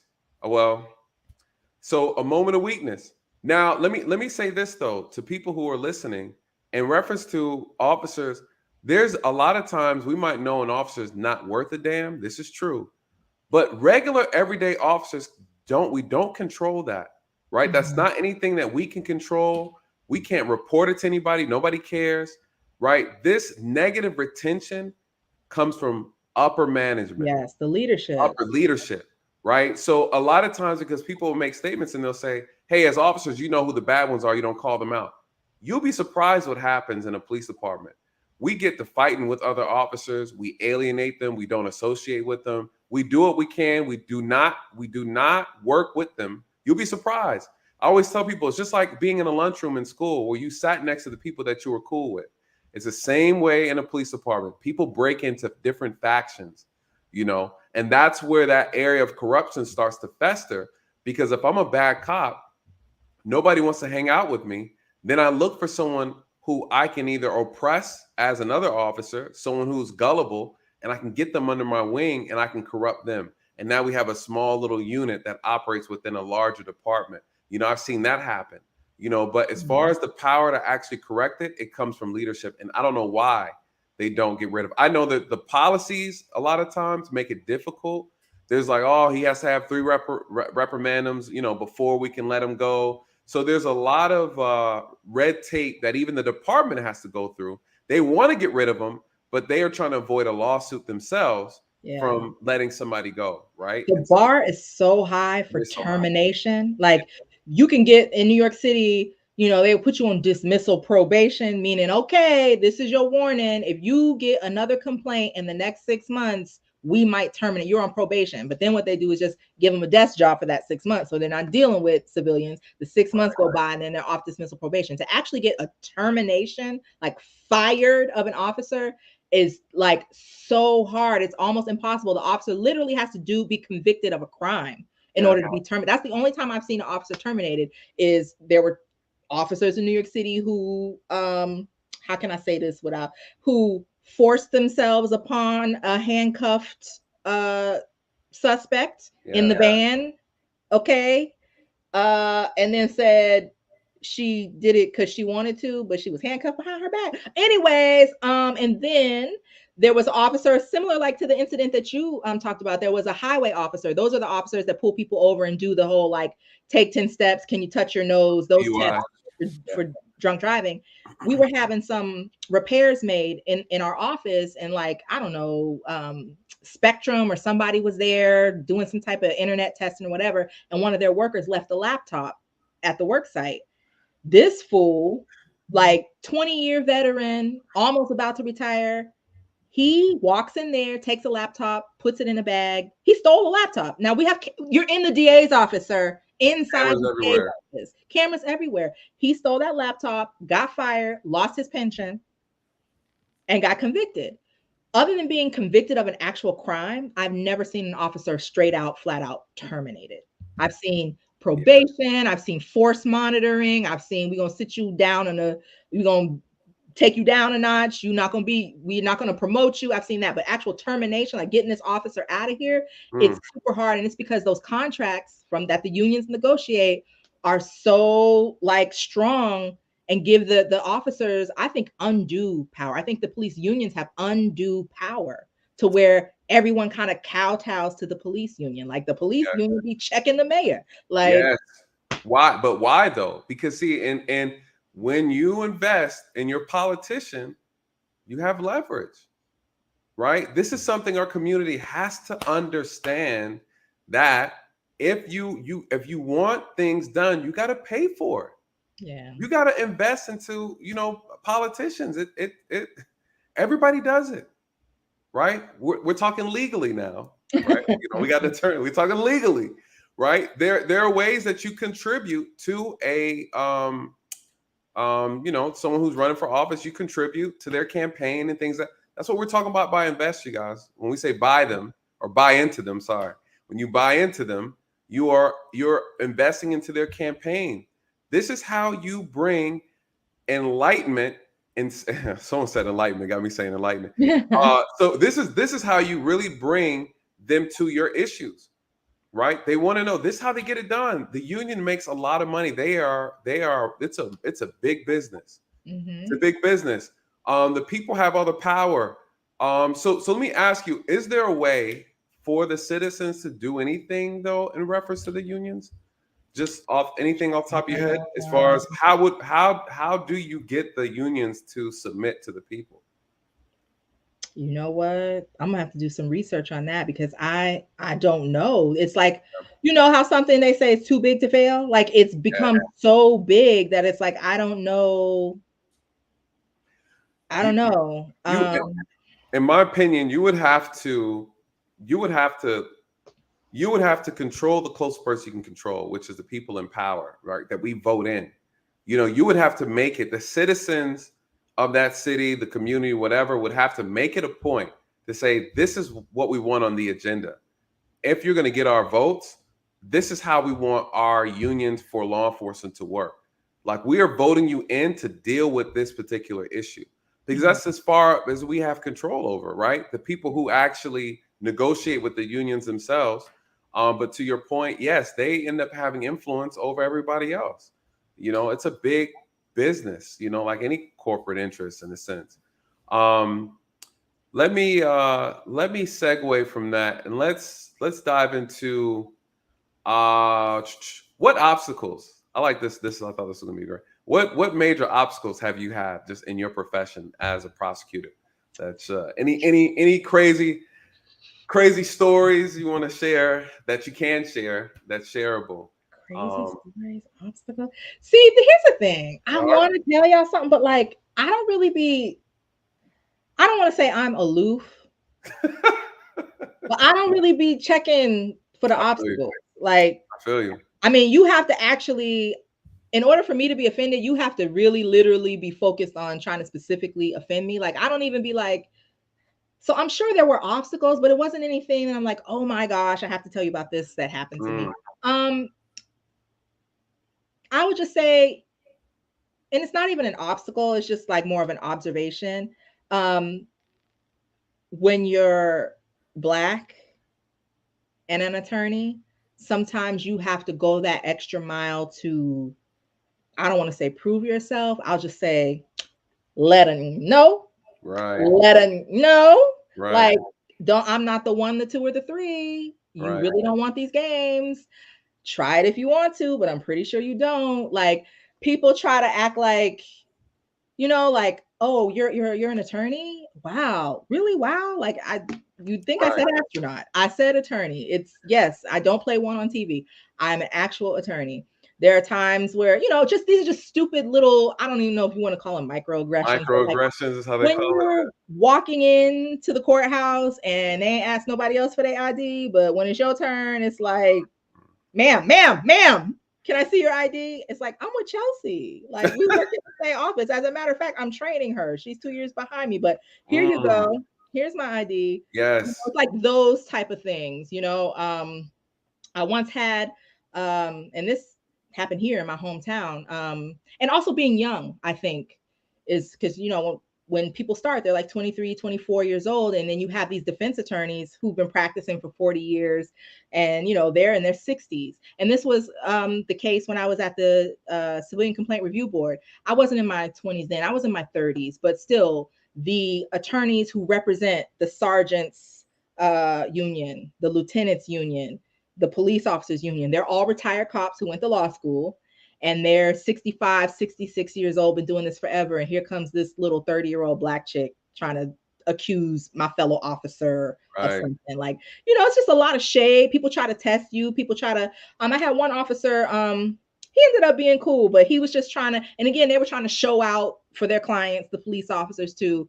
I was making a record or something, and he looked at me, he was like, why don't you just sit down? And he wanted to say, sit down and shut up, but he couldn't go that far. But he said it in the whole tone, and I was just so taken aback. Like, I want to tell you something so bad right now, but this is a stenographer's typing everything down. So I finished what I was going to say. And then when it was time for me to sit down, my colleagues laugh about this and they bring this up all the time. When it was time for me to sit down, I didn't just want to sit down because I don't want you thinking I'm sitting down because you told me to sit down. Right. So I was like, finished with what I was saying. And I was about to sit down and I was like, and now, Your Honor, I'm sitting down because I am a woman with my own agency and I'm choosing to take my seat. Okay. And then I sat down. And everybody was like, oh my gosh, I can't believe yes, I did. Right. And you're not just going to be talking to me any kind of way. But after you kind of show yourself to be like about that life in a way, like you're not going to bully me. I'm not intimidated by you. I'm not going to shut up. And on top of that, it's not just that I got a big mouth. I know what I'm doing. I'm competent. Right. You looking stupid after that cross-examination because you thought I wasn't going to know what I was doing. And now your client is up there looking stupid. Okay. Once you show yourself to be competent and people kind of like, oh, damn.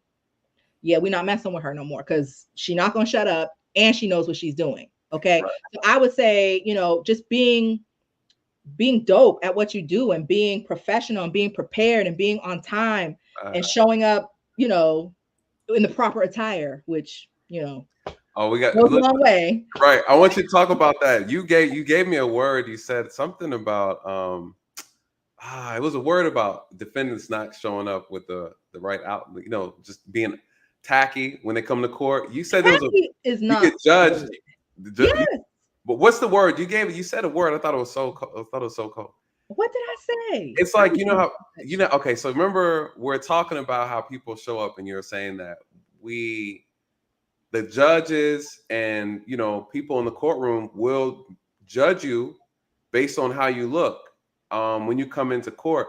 And you said something like, it's not about being politically correct. It was some type of it was so catchy though. I thought it was a dope way. I don't know what I'll be off the dome. Yeah. Bars. I don't know. It just comes. So let me say this. I think what you said was really awesome. The reality is being Black comes with its obstacles, right? We're never given the benefit of the doubt, whether professionals, citizens, or criminals, right? It doesn't matter. Black skin is what Black skin is. We are forced to have to go above and beyond just to prove that we belong to be there, right? Even when we're more qualified than everybody in the room, even when we work harder than everyone in the room, and even though we have what it takes and they don't have what it takes, we have more integrity. It's sad. That's a sad reality. I feel like it's always been like that. We always have to go above and beyond to prove ourselves, right? Now, I will say this, though. This also applies to Black skin when it comes to police on Black encounters. There's always this, unfortunately, there can be in some cases with some officers where Black people are not given the benefit of the doubt because of their skin color, and that's a very known thing, stereotyping Black people, thinking that they're most likely to have committed the crime because this is the closest person near the crime and he's Black. He probably did it, and unfortunately, but that's what happens. And I think, again, it goes back to what we said earlier. That's the power of being able to have people who look like us in these professions, because we get to shield each other from those type of stereotypes. And sometimes it is the dude with the dreads, right? It is. Let's be real. It's Pookie in them who's acting up. Sometimes it is. And sometimes it is. It's like, shoot, cuckoo, who would have knew? It was you, Pookie. It was you. Who would have thunk it? Who would have thunk it? Yeah. But I do. Go ahead. I just wanted to say, to piggyback off what you said when we were talking about why it's important to have Black people in the room when these decisions are being made, because we had talked about like our differing perspectives on white privilege and what that is and if it is a thing and how it shows up. And this is why it's important to have Black people from different experiences, different lived experiences in the court system, on the police department, in the DA's office, in the public defender's office, because in my mind, white privilege really just functions as empathy for people I identify with, and lack of empathy for people who are other, who I recognize as other than me. Yes. So that's the privilege. The privilege is the white boy, he ain't got no teeth because he do meth and almost blew his whole family up last year. Okay. But when he steps in that courtroom, He never has to worry about stepping in a courtroom and not seeing nobody that looks like him. That's never happening to him. Never. He's never going to walk into the courtroom, the judge, the DA, the public defender, the clerk, the sheriff, everybody's black. That's never happening to him. And that's his white privilege, is he has a almost 100% certainty of having someone in that courtroom who empathizes with him, someone in that courtroom who identifies, who sees their nephew who took a left turn and is on meth. Whereas Black people, I don't think that 9 times out of 10, the white people in the court system did not wake up that morning and say, "Ooh, I'm gonna take my Confederate flag with me in my heart to work to oppress the Negroes." That's not what's really happening in 2022. What's happening is, subconsciously, I don't identify with these people. These people are other than me, and I don't naturally empathize with them when they're standing in front of me. And so it's the lack of empathy that becomes our detriment. And whereas if we were white, we'd have empathy everywhere. Everywhere we go, there's empathy, at the post office, in school, at the police department, in front of the judge, because white people are everywhere. And they when they see me, Chelsea, they see their niece, they see their daughter, they see their next door neighbor. Whereas for Black people, if I don't have any Black people in my vicinity, in my real life, when Jameer and Jaquan is standing in front of me, I don't see my nephew or my neighbor or me 20 years ago. I see The Wire. I see YouTube. I see money phones on Instagram. That's what I see when I see Jameer and Jaquan. And so that's how I think white privilege is functioning in a large part in society. And so that's why you need someone like Nathan or someone like myself there, so that I can see you, Jameer, Jaquan. I see, okay, I see you messing up right now, but you just like my little cousin so-and-so. He be doing that same stuff, and I would want him to have a chance, so I'm gonna give you this chance too. I know if I give you a felony at 18, your life ain't going nowhere. So what I'm gonna do, Jameer, is I'm gonna try to have a talk with you one-on-one, and I'm gonna give you this misdemeanor and hope you can make the best of it. Whereas Chelsea's just gonna be like, well, it's a felony because it's over 5 grams. Next case. Exactly. Listen, let's dive into that, because what you said was very accurate.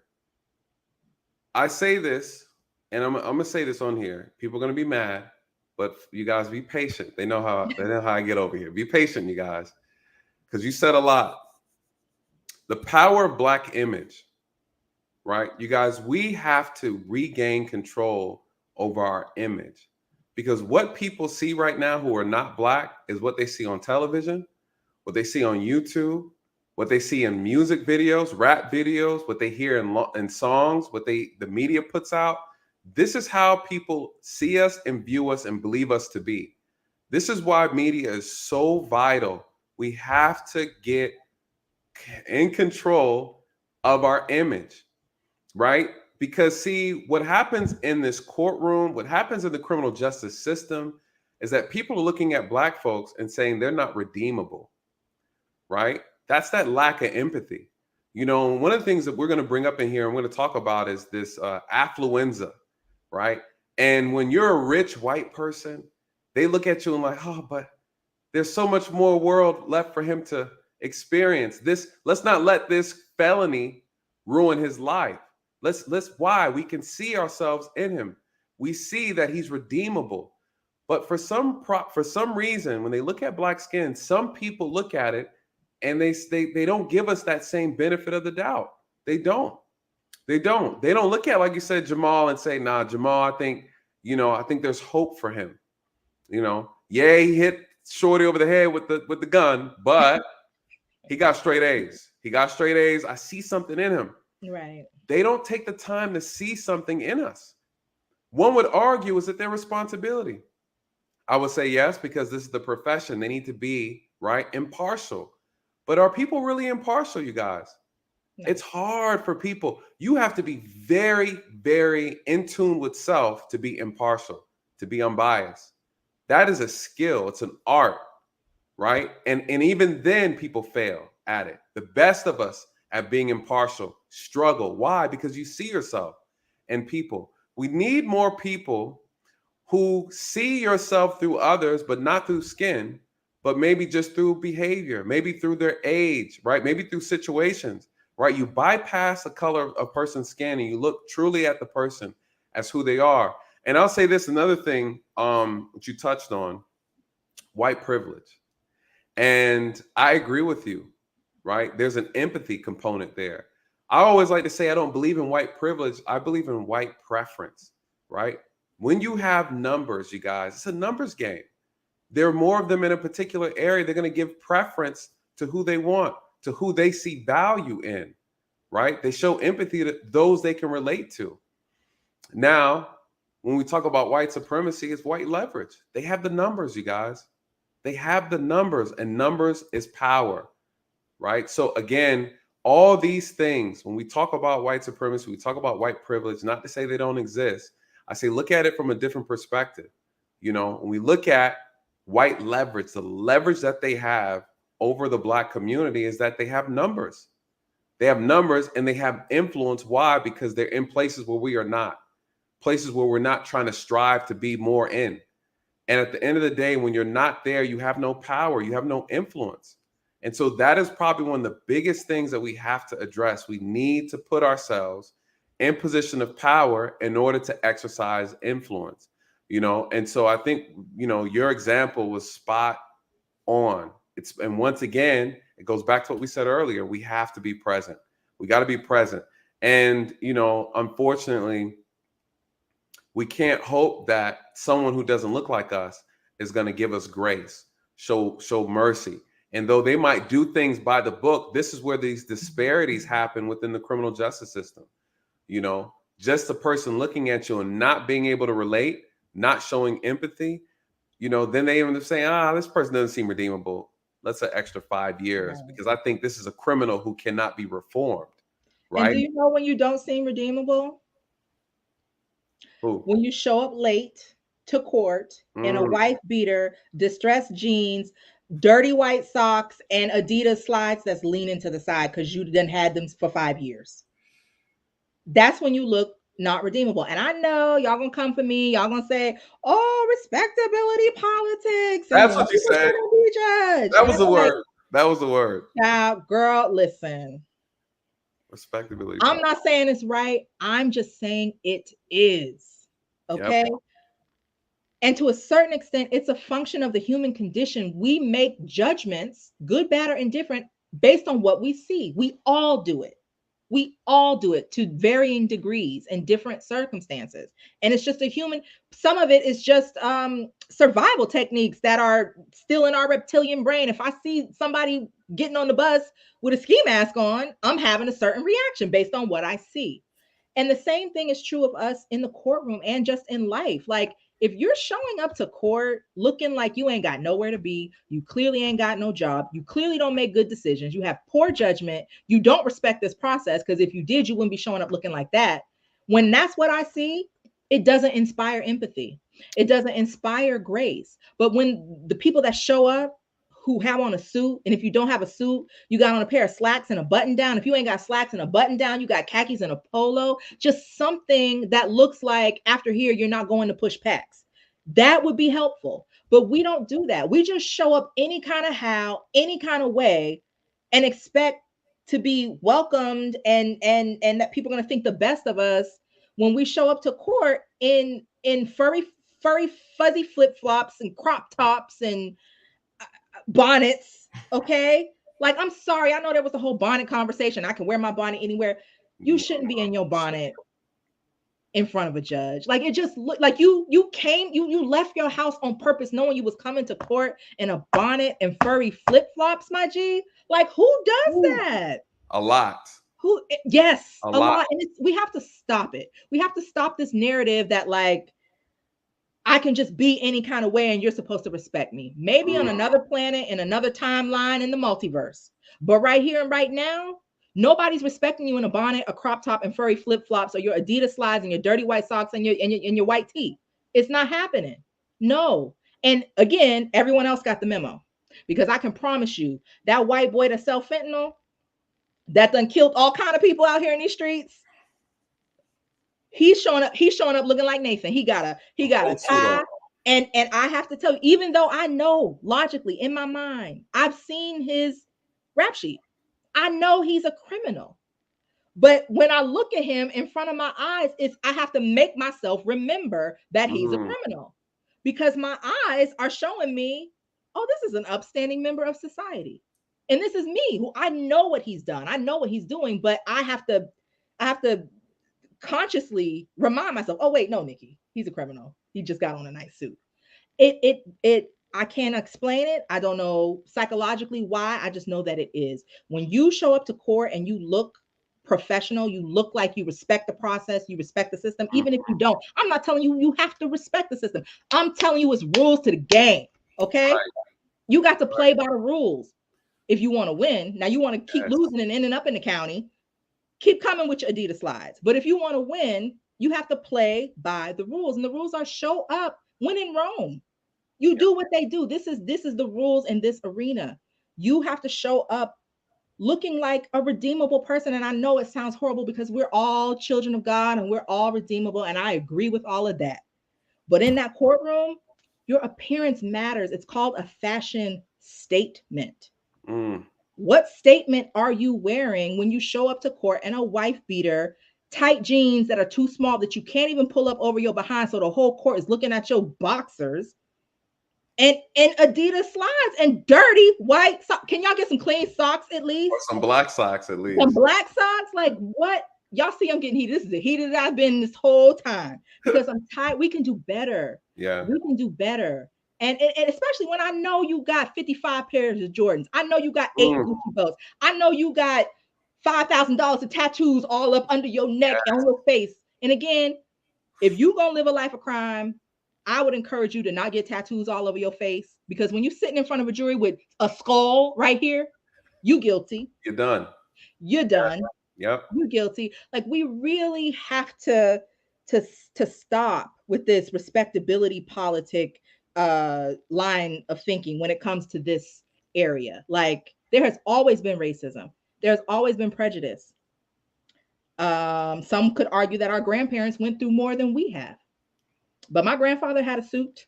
My grandfather believed a man shouldn't have to rent no tuxedo. He had his own. My grandfather, he was clean. He understood that presentation was important. And I don't think that that's a bad thing. Somehow we've come to the point where we think looking professional and nice is somehow bowing down to the patriarchy or whatever. No, you have to look a certain way if you want certain results. I'm sorry, I've been going on. Go ahead. No, you're fine. No, you good. Listen, why are we bucking the system? I don't know. Why do we? I think the question is, a lot of they're agreed. You know, yes, we know things are unfair. There are unfair practices, but there are a lot of issues we find ourselves in because we put ourselves in it. And that's the part of the conversation. Notice our community a lot of times does not like to, they don't like to have that part. You know, people aren't just dropping us off in jail off the street corner. Things have to happen. There's these things that happen in between that get us in a courtroom, that put us in front of a judge, that send us to prison. We're not just out here being scooped up because we're just minding our business. You know, and I think there's a misconception that goes on that unfortunately, there's too many Black people in prison because too many people put themselves there, right? We're not talking about that. You know, we always want to hover around that 2%, maybe the 5%. I don't know the number of those who are wrongfully convicted. I get that, and I agree. I hate that. I love the Innocence Project. I think they do amazing work. You know, I'm a firm believer. If there's no evidence, you don't have a case, let these people go. It is what it is. You know, we don't bend the rules or break the law to put criminals in jail. I don't like that. If they bought the ticket and they earned the ride, please leave them in jail.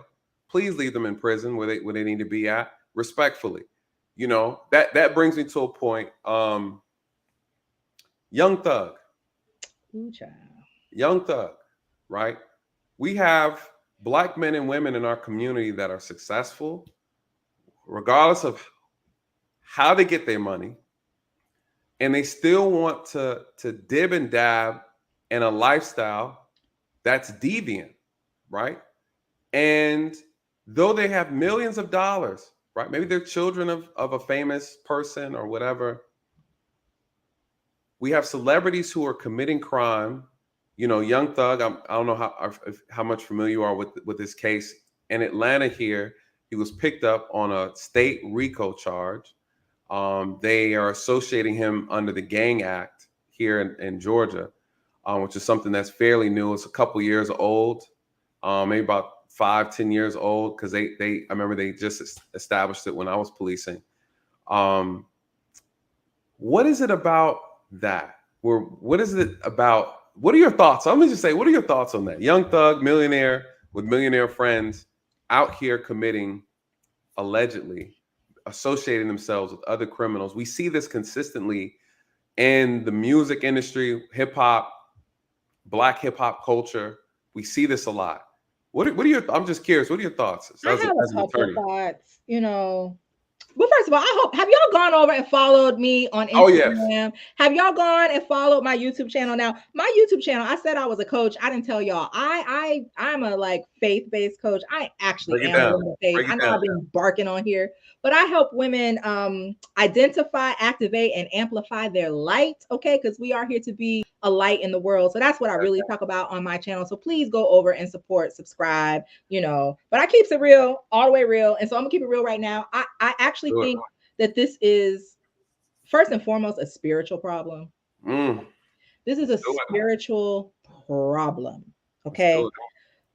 Again, like I said before, Black people in this country have always faced racism. We have always faced white supremacy. We have always faced prejudice. But our grandparents did not behave like this. We've always had poverty. My grandparents grew up in Mississippi, like dirt roads, like, but there was just an understanding of identity of who I am. And also, like you said, that I'm not just me. I'm a reflection on my sister, on my brother. It's not just me. I'm not going to bring shame upon myself. I'm not going to bring shame upon my family. I'm not going to bring shame upon my people. That's what I was taught.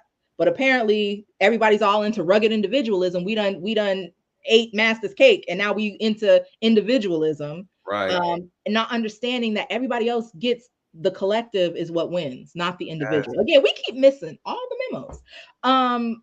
So I think this is a spiritual problem where we have a culture now, or a section of our culture, and I should say the section of our culture that is the most pronounced, that is the most broadcast to everyone else. It's not the most like numerically, but it's the most covered, the most seen. It's the squeaky wheel, and that's what's getting all the oil and all the coverage. But that portion of our community, of our culture, celebrates deviant behavior. Now, I'm not gonna say like everyone there's always been a pocket that participates in deviant behavior, but we've gone from quiet participation in deviant behavior to full out front page celebration and promotion of deviant behavior. And that's a rebellion on a level that leads to this type of result. Like, you want to publicize to the world your deviant behavior, which is why you post on Instagram yourself with the gun before you go to do the bodega robbery. And then when we get the surveillance video, you in the same outfit you was in on that Snapchat video, holding the same gun we see you in on the surveillance tape.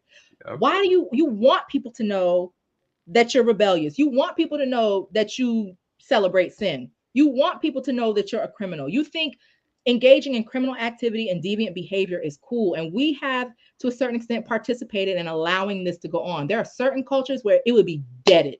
You will not. You will not. And if you do, you are ostracized, shunned. We don't deal with you. You are cut off. But we welcome everybody. We welcome everything. Everybody and anything can come to the cookout.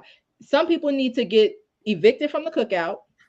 If you're not going to follow the rules of the cookout, once they're established, you got to go. Because it's like a similar problem.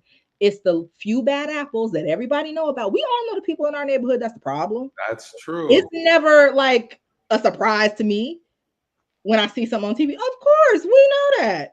We know. But we cover up, we make excuses for. And again, like you said, that acute accountability. What did you say? What'd you call it? Accountability. Accountophobic. Acute accountophobic. We got a lot of that going on. We have a lot of mothers out here who know their sons is involved in deviant behavior. And not only do they look the other way, they partake in the fruits of that deviant behavior. There are mothers out here who are letting their sons pay rent and get their hair done and nails done with what they know is drug money. Okay. Yes. You have, and I'm saying mothers, and I'm not just trying to get down on women, but most of my clients ain't no daddy in sight because their daddy was deviant and now he up in the county or in the pen as well. We have to stop making excuses. Like, it is like code red because we down bad out here. Yes. Like, it's a mess. It's run amok. And I don't think people know. I don't think people know how bad it is unless you work in social services, you work in a public school system, law enforcement. People think they know, but I don't think people really, really know how bad it is. Like, I have clients who don't know their address. Grown men. You ask them their zip code and they stuck on stupidity. How are you 28 years old and you don't know your zip code? How does that happen? And that's not a one-off. Like, it happens multiple times a week. Like, what are you doing? You're just drifting through life like a zombie. You on every drug known to man. You don't work nowhere. You don't go to school nowhere. You ain't finished nothing. You're 28 years old and you don't have one achievement to your name other than 4 babies and 4 baby mamas. Thank you. That's the thing, because these guys move around with no purpose and they are impregnating a lot of women in our community. And when I talk about this, people think I'm making it up or you guys, this is a real problem. To your point, the dysfunction in our community is really, really bad. This is why I said on my channel that I'm going to bring people who actually do the job and let them explain to you and let them tell you, let them share their experience on what they actually see and what needs to be fixed. This is why I say, like, this is an issue. It's a real problem. Every home I went into, 99% of the time, there were no fathers present. They were, the mother had no control over the kids. None. Kids were out here breaking all types of laws, you know? And I have kids I've arrested at 13, 14, 15 who are currently doing life in prison right now. And these are black faces. Yeah. You know, these are black faces. And again, we don't want to address the culture. To your point earlier, we glorify bad behavior, right? Is it a surprise that Young Thug is facing a RICO Act, right? You know, we label ourselves these. Listen, you talk about spiritual. Let me dive into it. Let's go. All right. The word thug, right? The word thug, the origins of that word, they all ancient Egypt, right? Well, even India. Okay. India. And the origin of the word comes from a group of mercenaries, a group of occult killers and murderers called thuggies. This is where the word thug came from, you guys. I want everybody in the chat to do their homework, right? Look up the word thuggy, where it originated from. This was a cult of Indian killers, and they killed for an Indian goddess by the name of Kali Ma, right? Kali Ma. She was a goddess, an Indian. She's an Indian goddess. And what they do, they would kidnap people, they would befriend people, and they would actually assassinate them. They would kill them without dropping of blood, right? They were known killers, ruthless killers in India. They were so bad. They were so bad, you guys. Please take a look at that. But again, the word thug originated from this group of cult people, right? And why now? How did that word thuggies or thug, how did that become the face of black people, right? Black gang members, right? This is what happens, you guys. Words have power. And when you label yourself a thug, you are labeling yourself an occult killer, murderer, right? Who worships, right? These guys worship the goddess and they killed for her. And so now when you start seeing this parallel with black men, right, calling themselves thugs. If you Google thug right now, you're going to see about black faces and Hispanic faces. You're not going to see white faces, you guys. So now we've dawned on this word and we tattoo it on our bodies. We're calling ourselves thugs. We're calling ourselves killers. We're calling ourselves mercenaries. That's why all the thugs in the hood are killing one another, right? This is why we found it popular to create this concept called drill music. For those who are not familiar with drill music, right? Because now we talk about New York, what's going on in New York City, where you have people like Jay-Z, you know, some of these artists who are trying to promote a bill, a legislative bill, to prevent prosecutors, prevent law enforcement from using rap lyrics as evidence against rap artists. Now, here's the problem. They're not discouraging the violent messages. They're not discouraging the violent behavior. They don't want the lyrics being used against these artists. Well, here's the problem, you guys. These lyrics are a lot of times they're real. They're accurate accounts of criminal behavior, violence, murder, sexual assault, all type drug selling, as we know. Why are we as a community not speaking out against the behaviors, right? Why are we trying to protect the artwork or the words? And again, drill music, for those who aren't familiar, drill music is basically in Chicago.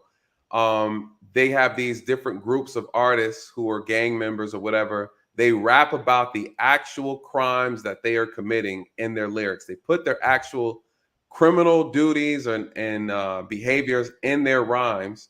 The murders, who they killed, how they killed them, they put them in the lyrics. This is something that has gotten popular, right, in our culture. You guys are in a segment of the Black community, guys. It has gotten so violent. Again, we label the city Chirac, right? And we name it these names to suggest that it's extremely violent, and it's true. And I know, you know, you're on the New York side. You heard about that bill that they're trying to. Yeah. I guess their argument is like, well, no one is going to take a script from a play or from a movie. You're not going to take the script from Godfather or Scarface and try to use that in court against someone, which I guess is an argument, except it might be a false equivalency, because last time I checked, Hollywood is not shooting each other on a regular basis. I haven't seen too many actors get murdered this year. Meanwhile, rappers, it's like every week somebody's, you know, getting killed. So I mean, I guess I see the argument, but I don't see why that's the number one priority. Like, I don't see why that's at the top of the list of what we need to be talking about right now. Exactly. You know what I mean? And it's getting younger and younger and younger. Like, in our conversation, we might have talked about this. We had a 7-year-old get shot in the head 2 weeks ago here where I live. I'm in Pennsylvania now. So it's like, what are we doing? This might be too far. No, okay. Do it. But in a way, I feel like our culture is creating sociopaths. We talked about lack of empathy earlier in the court system. Yes. We are creating a generation of young people who don't care, don't feel anything for anyone. They don't empathize with anyone. They don't feel like the way, like, that's normal to have feelings for human life, for people like 13-year-olds, 14-year-olds that how are you 14 and you already got 2 bodies? Like, where do we go from there? Like, what are we doing? Like, this isn't normal. No, this isn't normal. This is not okay. This cannot be excused away. And this didn't used to be a thing. This is new. So there has to be another variable in this equation that we're not solving for. It's not just poverty, because there's always been poverty. It's not just racism, because there's always been racism. It's not just white supremacy, because white supremacy been here. Right. But 13 and 14-year-olds weren't hitmen. Yes, that's true. Who then make a song about how many bodies they got. We have an issue here where they have a whole murder situation here where this group of kids was having a competition, a killing competition to see who could get the most bodies. Again, I'm saying this is spiritual. I think this is a certain type of sociopathy going on. Like, this is not normal and it's not okay. And I think we need to really just have like a real conversation without all the political stuff in it, without all of the identity politics. And you're trying to say, that's not what no, this is not okay.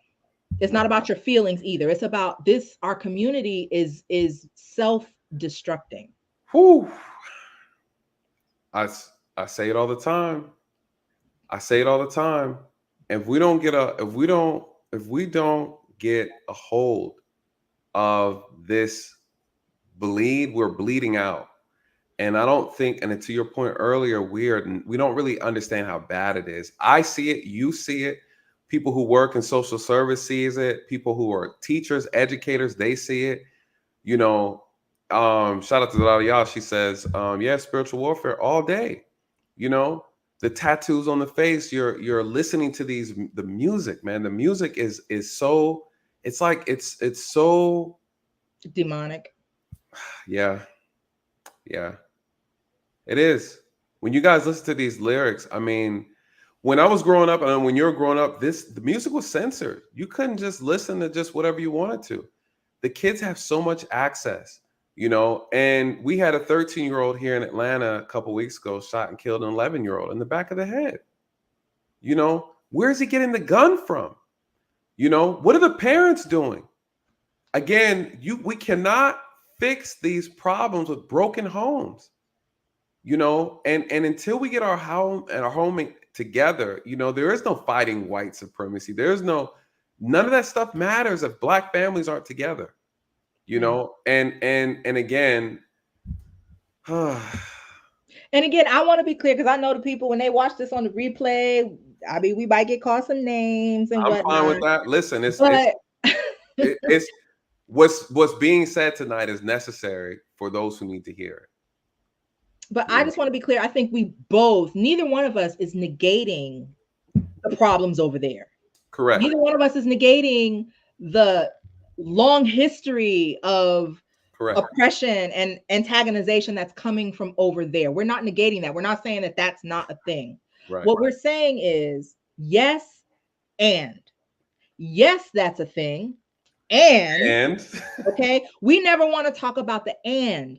And I mean, it's convenient for us to keep talking about what's going on over there so that we don't have to deal with this over here that hurts, that's painful, that's shameful, that's going to require us to do some heavy lifting. But the way I think about this is, yes, that's going on over there. But what do I have more control over? Right. What's going on over there? Or what's going on right here in my house? What's going on right here in my block? What's going on right here in my city? Do I have more chance of controlling the police department or 123 Front Street where I live? Right. You so busy over here fighting the power over there, throwing rocks and bricks over there, but your son is making a ghost gun in his room and you don't know. Your son got 2 bodies and you do know and you covering it up.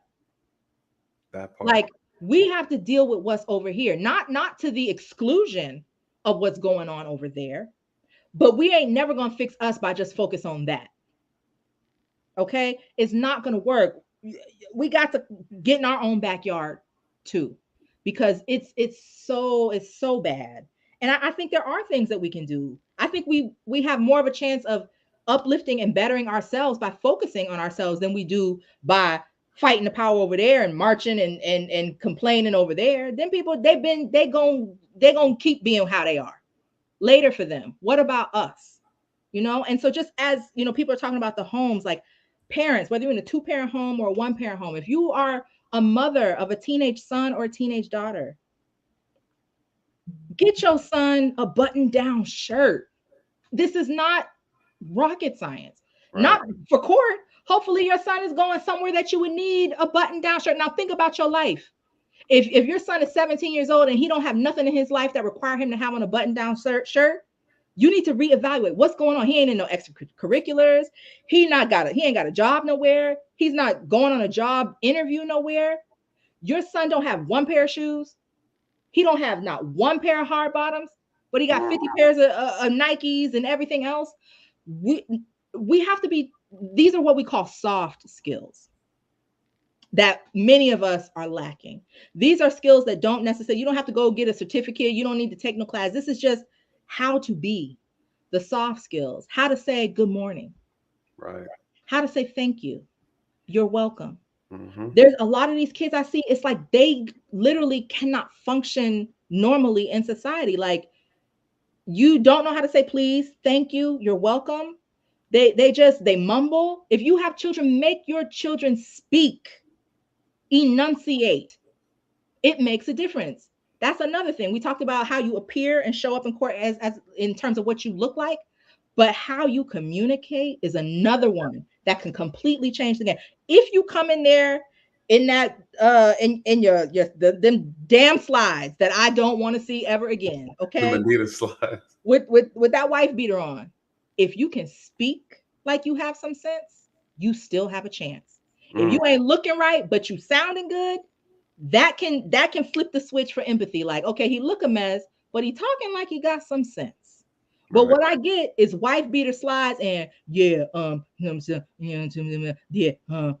me, huh? And everybody in the court is like, what? What did this person just say? And I'm not trying to make fun. I'm trying to illustrate, like, this is what's happening. It's like you showed up dressed like this and you can't even communicate effectively. Like, parents, why do you allow your children to mumble? Make your children speak. Quit being lazy. Speak, pronounce your words, enunciate all of the syllables and the consonants. And I don't care. Y'all gonna say, what is that respectability politics too? I don't know. I'm just saying that in this world, if you can effectively communicate, that is power. Yes. And again, maybe we didn't get the memo. Well, but those are just two little things parents can do. Make sure your child has at least one outfit that looks professional that they could wear to a job interview, or, you know, hopefully not court, but if it needs to be court, yes. Make sure your kids have a pair of shoes that aren't sneakers. Make sure your children can speak, that they can say, hi, my name is John Smith. Okay, I go to such and such school. Make sure your children know how to speak and communicate and say please and thank you, and just be polite. And a lot of times I think our people, especially in the court system, and I know I'm going on, but I'm gonna just go. No, you're good. We approach the court system with, like, we're prepared for something to be a battle. So we show up like this. And it's like, just relax. Just relax. Don't show up like this. You can show up, you can walk in the courtroom, you can say, good morning, ma'am. You have no idea how that could change the entire tone of the situation. When you show up and the first person you see is the clerk there, good morning, ma'am. Yep. She gonna look like, who is this human being that I might now have empathy for, because they were polite and they said, good morning, ma'am. When you're talking to the judge, don't just say, yeah, nah, yeah, huh. No, it's yes, sir. No, sir. Yes, Your Honor. No, Your Honor. That little twist of a phrase makes a just day and night difference of how people respond to you. And those are the things I'm talking about, soft skills. Just little things that you can do in how you present and how you show up in the world that make people respond to you more positively. Well said. No, absolutely. I agree with that. And I think one would argue, and I'm gonna give you something to think about, because I make that type of case as well. And then I would hear, well, how do you expect Black people to do that when, you know, they're not being taught how to do it, right? White supremacy has control over our schools, and we're doing, how does that, and before you, because there's always something that takes away from that self accountability, right? Well, what do you think? Look at the parents. The parents are a victim of impoverished communities where, you know, politically this, politically that, like they're always trying to tie it. Where does the responsibility fall on us as a people? And before you dive into that, let me do these super chats real quick. Shout out to Michelle Anderson. Thank you so much, Michelle. Said this is a great show, great guest. Yes, Nicci is amazing. And again, you guys, for those who are watching, please go and follow her. You'll see the mods are dropping her information throughout the chat. Please go and check out her Instagram. Please go and check out her her YouTube channel as well. The Glow Code, right? We on Code Glowing over here. She's dropping a lot of gems tonight, and I'm so grateful. And I do have a membership group. You got a membership group? You can get a free trial membership now. If you go to niccipage.com, it'll show up on the homepage, a membership group where we have faith-focused courses, content, coaching sessions, where we just talk about, as women, how we can kind of leverage kind of spiritual principles so that we can design the lives that we deserve. So okay, amen to that. Listen, I'm gonna put you on to some ladies in this space. They would love to talk to you about that. I think that's a beautiful thing. I talk about it all the time. We need more qualified people in this space to speak truth to power. And so, yeah, absolutely. I'm gonna connect you with some folks I think you would Can love. I respond to Pookie them? Pookie them? Yeah, hold on. Pookie them, Pookie, you sound like a wife beater and slides wearer, sir. Hold I on. don't know. I don't know. Hold on. But What did he say? Which one was it? Let me look. he Actually, if I says, can put it up. how did you learn? Like, how did I learn those skills? Oh, okay. That's yeah. If you want to, okay. Before you respond to that, let me get these last two out the way. Let me get my boy Dre. So Dre was talking about, this is what we said earlier about the mediation. He said it doesn't always work, but I do agree it's needed. Both parties have to come in good faith. This is true. Shout out to Dre. He's also, we went to the academy together. Great guy. He works in DA's office now, and so he's there holding people accountable and then showing grace, which is what we need. Shout out to Dre. Thank you, brother. Appreciate Shout out to Dre. Shout out to Dre. Then he said, "Damn, was Nicci in my office today?" I want to know, what did you see in your office today? Because I showed up to a 25 defendant indictment today, where I saw 25 young people, men and women, shackled and chained, showing up in pants that don't fit, always with their boxers out like a mess. That's what I did today. Shout out to Kevin. Thank you so much, Kevin. He says, great interview. Thanks for bringing in Nicci Page as a guest. You need a follow-up on the major talking points with call-ins. Thanks. Yes, I'm going to drop the link right now. Actually, Kevin, you're right on time, brother. Kevin, if you're still here and you want to come up, I will drop the link for you guys to come up and ask some questions. Listen now, this attorney up here, you guys, I'll let her cook y'all if you act silly now. I'll let her do her attorney thing on you. To the moderators, I'm dropping the link for you guys if anyone's interested in coming up and having the discussion. But Nicci, what are your hold on, Dre said, what did Dre say? Dre said he saw that too. Saw that too. Listen, it's an epidemic. Let me see. Shout out to Pookie and them. Pookie and them said he's just playing. He said he was answering the hypothetical question. So shout out to you, Pookie and them. We need more of you. That's Pookie, and he a high value Pookie. You got to get a high value Pookie, HVP. HVP. Okay. So shout out to someone in the chat said, is this Red Bull? No, this is apple juice. You guys know I'm an apple juice guy. I love apple juice. I always bring apple juice in my streams. Listen, before we get into that, the link's been dropped. I want to quickly just say, shout out to Kevin Samuels. For those of you guys know, he passed away. And yeah, he was a Red Bull drinker. But one thing about Kevin Samuels, I mean, he said a lot of things. I agree with a lot of things he said. There's some things that obviously I don't agree with everybody, but some things that he did say that I did take, I saw value in. One of the most important things, and he said a lot of things, but this in particular always stuck with me. He talked about the importance of the Black male image. And to your point, we're talking about the image now. And he was big on men and women taking control of their image, being presentable, being professional, and being accountable. Right. And he talked about, he did a less than one video. He did one stream. He really dived into how our image was hijacked, how people make money off of our image, and the fact that we're this dysfunction that we see now, it's here because it's incentivized, right? It's profitable. People are paying us to be ignorant, right? And ultimately this is the outcome, right? So shout out to Kevin Samuels. May he rest in peace. I know he went on home to the great Lord, and I said a prayer for him, pray everything. He had everything lined up, for him, and so rest in peace to him. Yeah. I just want to say, let me hear it. He got on my nerves. Okay, from time to time, he was saying some stuff that I was like, okay, now a foul flag on the plate. I was all right. However, on this particular point that you were talking about, where he talks about the ethnic image and us that we are not just representing ourselves when we're walking out in the world. Like, we are representing the collective. And to the extent that we degrade our image, we make ourselves more vulnerable for everything that's happening to us. Yes. On that point, I would have to say I absolutely agree. He was on point with that one. Now, there was some shaky stuff going on over there, but on that point, he is absolutely correct. Facts. Absolutely. Yeah, he was big on that. He was big on us, he was big on Black empowerment. He wanted people to be married. He wanted people to get this thing together, because that's where the power lies. The power lies in us being together. And at the end of the day, there's different ways to the mountaintop, right?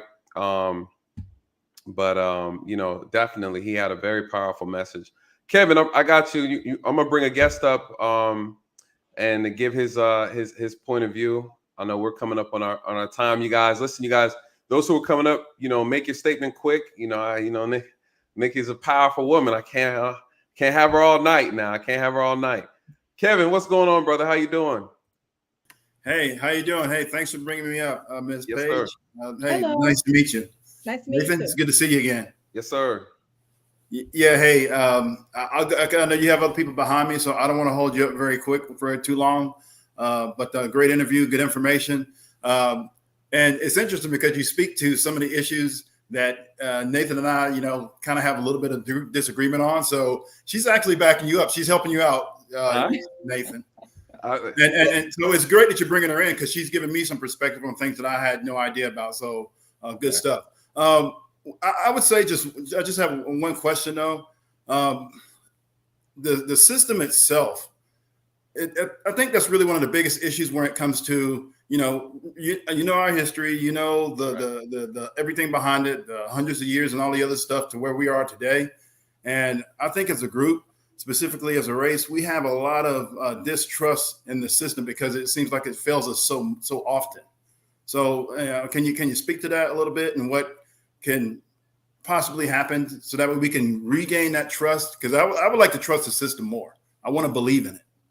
Well, I would say that. And I know that's never this. I'm sorry, but go ahead. No. The distrust is warranted. I absolutely agree. And there are some things in the system that are biased toward, certain individuals. We talked about that. But you not being there is not making it better. Mm-hmm. So if your only two options are to distrust it and just be at its total mercy with no representation there, or to still distrust it, but send somebody in there that you hope can keep one eye open, I would say what's behind door number 2, is a little bit better. It's not perfect. It ain't going to be perfect, but you not being there is not helping. And to this point, this is another thing I want to say, because this is something that I see also as a trial attorney. I see Black people doing everything they can to get off of doing jury duty, which is the dumbest, most backwards, nonsensical thing I could ever think of. It's the same thing we talked about representation. When you are in that jury box, you might come from your neighborhood and your background and your perspective. You might understand why a person did what they did. Whereas these other people who've never been in that experience, to them, this just seems like savagery. This is what they do. Whereas you might be able to sit in that jury room and explain, oh no, when he did that in my community, what that communicates is XYZ. So maybe he really was in fear for his life when he did XYZ. That's how I would feel where I'm from. That's a threat. What he said is a threat where I'm from. So if his state of mind felt threatened, maybe he did have a reason to pull out the jammy, but we, I don't trust the system. I don't do juries. I don't want to be in the courtroom. I don't even go inside the courthouse. I ain't going to be involved. I don't want to be involved. Meanwhile, Chelsea and her daddy, they checking their list twice to make sure they get to sit in that jury. They can't wait to get on somebody's jury. You being on the jury, all you need is that one vote. Mm-hmm. You know what I mean? Like, we're always complaining about, if it was a white person, he would have got off. If it was a white person, he would have got off. Yeah, because white people feel empathy for him and they bring their lived experience to that jury room and they speak up for him back there. Everybody else, all of us, we did everything we could to get off the jury. We lied and said we schizophrenic. We done lied and said we can't speak English. We done lied and said we have a surgery tomorrow. We done lied and said we got tickets for Tulum tomorrow, so we can't be there. We done said because we are a member of the Moorish whatever kingdom, we don't believe in judging, and we are sovereign citizen and we can't sit. We done come up with 50,000 reasons why we cannot be on a jury. when we could have been that voice, so one of ours could have got off. Yeah. But we don't trust the system and we don't want to be involved. So I would implore people, when you get that notice to come and serve on jury duty, like, we need you. We need your voice in that room when that Trump supporter is just on go and is going to bully the jury into guilty, guilty, guilty, guilty. Yeah, maybe Curtis is guilty, but is he guilty of all 10 counts? Yeah. Can somebody be there to speak up for him to say, okay, maybe he did this, but I'm not fine. I don't buy it on this, and this. Yeah. Okay. You know, and just having that one voice in the room can sometimes give someone else the courage, someone else who wants to speak up, but they don't have the courage. If you're in the room and you say, I don't believe that, I don't agree, then someone else has the courage to say, well, actually, since you said that, I don't agree either. And then it becomes a discussion. And whereas Curtis could have been found guilty of 10 counts of aggravated assault and possession of an instrument of crime and gun possession, maybe he's only convicted of possession of an instrument of a crime. Yeah. So he gets to come back to his family in 18 months as opposed to 18 years. Ooh.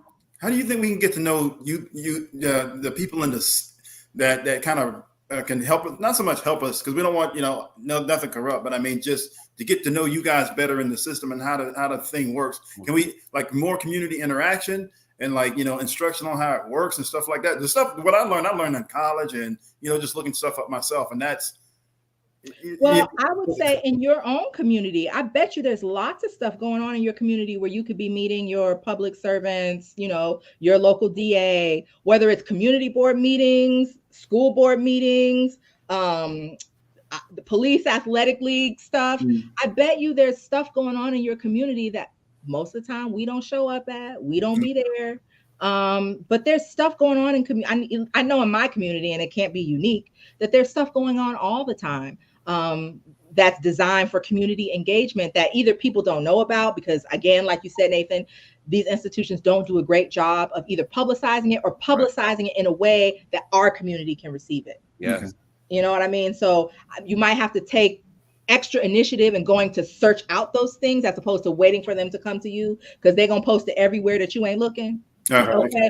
Almost like the Rush flyer. Remember when you was in college and the sorority was going to have the Rush? So they posted the flyer under 10 other flyers so they could, they said, we posted it. We was required to post it. So we posted it, but they posted it somewhere ain't nobody looking. Right. Sometimes that's how bureaucracies and institutions, they're not, since they don't have those inroads in the community, they don't really know where to go to get the information to the people who need it most. So you might have to go the extra step. We got to be proactive on our part. And I do like what you talked about as it relates to responsibility, accountability, what we're doing at 123 Front Street.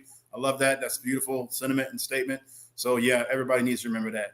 And I'll go ahead and back out. I do have one last thing, and I'm gonna go ahead and go ahead, Kev. I want to hear your thoughts, Kev. Go ahead, Kevin, because I want to hear one last thing. And you know me, I just a little bit of pushback. Whenever people talk about Black culture, I'm all for it. That's how I learn. Whenever people talk about Black culture, the only thing that kind of gets me is that when I think of culture, I think of language, religion, food, dance, music, entertainment. All the inventions, and the negative stuff is starting to seep over, and we're starting to relate to it as culture. And I don't see it as culture; I see it as behavior. And behavior you can actually change and remediate and fix and actually improve. So I try to separate the two. I know it's getting kind of hard for people. Well, you said language, right? Mm-hmm. Yes. When you were growing up, did you? I mean, maybe you did. I don't know, but I didn't have this experience when I was growing up. I didn't hear grown women referring to each other lovingly as bitches. Yeah. That wasn't part of the language. That wasn't a thing. When I was growing up, you talk about music. Mm-hmm. When I was growing up, I didn't hear songs about how I'm smoking on somebody's dead body. Yeah. And if that was a song, my mom was like, what? There was some stuff that's now looking back is mild compared to what is popular now. That my mom, I remember I got a Snoop Dogg, CD. I think she might have walked in on me listening to Ain't No Fun one time, right? Yeah. She was appalled. Like, I'm sure, yeah. Run me that tape. Like, what is wrong with you? In my house? Are you crazy?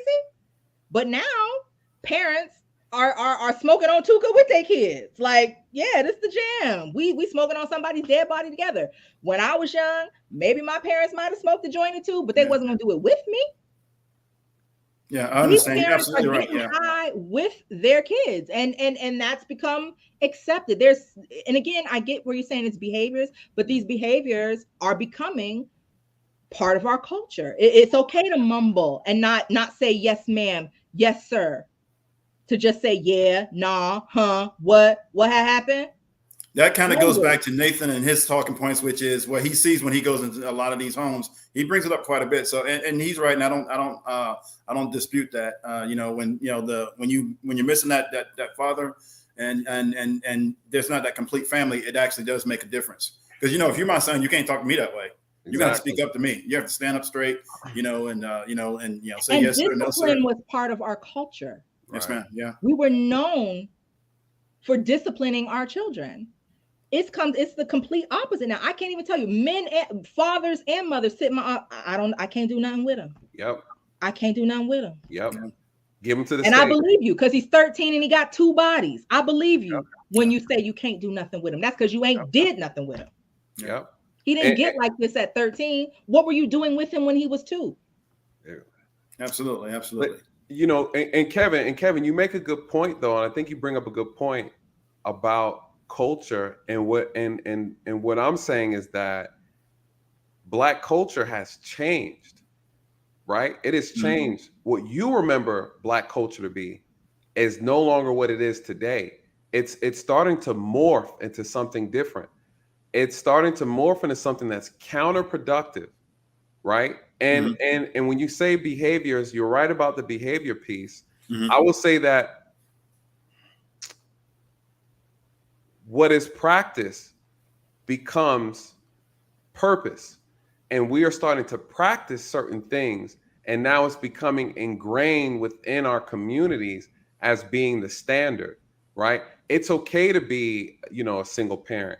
It's okay to be a father that doesn't take care of their child. It's okay to abandon your home, right? It's okay to be a young woman at the age of 13, 14 and have children, right? It's okay not to be married and have kids. It's okay. So these things at one point in time was not a part of culture. Now it is becoming a part of culture where it's acceptable, right? Practice becomes purpose. And so we've done it so much and it's become a routine that now it's hard to distinguish whether or not it's an issue or not. It's become the norm. It's become normalized. The violence, the inability to actually have civil discourse amongst one another. God forbid you step on somebody's shoes out here, right? Yeah. And now this turns into we are now using permanent methods to address simple problems, right? Permanent methods to address simple problems. We're willing to take each other's lives. And just like Nicci said earlier, we've got so desensitized, right? There's no empathy amongst one another. This has become ingrained, right? Again, I do agree with you in reference to there is a lot of things that come about that defines culture. That goes along with morals, values, customs. And we talk about what are Black customs today? What are the values today? What is the moral understanding? Where's the morality in the things that we do today? A lot of things that we do and we partake in are actually destroying us slowly. And so I just believe that we have adopted a lot of things into the community that are counterproductive. And the only way for us to get out of it is to actually each and every person hold themselves accountable, do their part, right? Participate in doing things better. And again, we know that there's a lot of outside influence involved in this thing. No one can deny that. But someone mentioned to me one time about the crack epidemic, and they talked about guns and violence and stuff. And it's like, someone put these drugs in our community. Okay, well, we got to get to a point where we don't take them, right? We don't engage in them. We don't entertain these things. It should not be so easy to throw us off track, right? We are an emotional group of people. And that's how we're manipulated, through our emotions. Even so much that even when we try to correct each other, we can be pushed aside. So if we don't listen to our own people, Why? Of course, we're not going to listen to anybody who doesn't look like us, but we won't even take the medicine from our own people. Sometimes we can't even trust some of the people who say they want to help. So there's a lot of trauma in our communities, unfortunately. And at this point, we just need Jesus, right? We just need a little. And Go ahead. again, we're not saying that people like just now started engaging in bad behavior. That's not what we're saying. Like, but there was a time, like, if I was going to smoke a blunt, I wasn't going to pull into the church parking lot and blow my smoke into people's faces as they're exiting church. Like, I just would have had enough self-awareness and enough dignity for myself and other people to know, okay, if I am doing this, I'm not going to do it here. If I am doing this, I'm not going to do it in front of these people. But now it's just become like when I say rebellion, I mean just complete rebellion. Like, I don't respect no rule. I don't respect no law. There's no low to which I will not go. And I want you to clap for me when I get there. Right. Yeah. It's too much. We have to course correct. Absolutely. We do have, now understand with everything that I talk about, and even the stuff that bothers me, I know there's a core group of people who are pushing through it and doing the right things. And as Nathan and I absolutely agree on, individual responsibility and accountability, and that relates to the collective responsibility and accountability for the entire group. It's just that, sometimes you feel a little overwhelmed because you're trying to do what everybody else should be doing, and only a few people are doing. And it's a lot of pushing and pulling. Your sphere of influence. You can't save the United States, but like I said, your house. Get your particular house in order. And once your house is in order, maybe your house and the house down the street that don't have a dad in the home, maybe go check on that kid. Maybe invite him out with y'all to go play ball or whatever. It's not going to start like just poof, fixed. It's the same way it didn't get this way like that. It's not going to get fixed overnight either. So it can be overwhelming when you think about it all. Like, where do I start? Just start like immediately in your sphere of influence. Who do you have influence over in your life? Start there. Roger. You have a nephew that don't own a pair of shoes. That would be a place to start. You have a nephew, when you see him talking, you don't never hear him say yes, sir, no, sir. You just hear him say, yeah, nah, huh, what, huh? That would be a place to start. The little things. Okay. All right. Hey, thanks for your time. I've already taken too much already. Good, brother. Ms. Page, Nathan, my man. Okay. I appreciate you looking real clean in that suit. Hey, brother. Got to. Hey, Kevin, I appreciate you, brother. Thank you so much, man. I always enjoy your words of wisdom, man. Always. You're always welcome here. So thank you. All right. Hey, you guys take care. Good night. Thank you. All right. Let me see. And I got one more for you. And again, you guys, we'll be shutting this down soon. I'm gonna bring up Dre. If anybody wants to come up and give any words, please don't hesitate. Please go and check out Miss Page on her Instagram. Please check her out on her website as well at niccipage.com. Her YouTube channel, The Glow Code, you guys, the link is in here. Please go and follow and subscribe. You see the wisdom that she's dropping. I'm excited. I'm already thinking about I want to bring you back. I said, we said we was gonna have a part 2. We're gonna do a part 2 on your channel. Just be like a call-in show. That's cool. We can do it on your channel. We can do it here. Okay. But definitely have to, because I want to dive more into a lot of the other stuff that you're doing as well. I think it's very awesome. And I'm all about Black empowerment. I'm all about doing things that are going to bring growth and strength to our communities. And to what Kevin said earlier, what's a good method is that we are all in our own lane, right? Kevin has skills. I don't have skills. Nicci, you have skills. I don't have skills.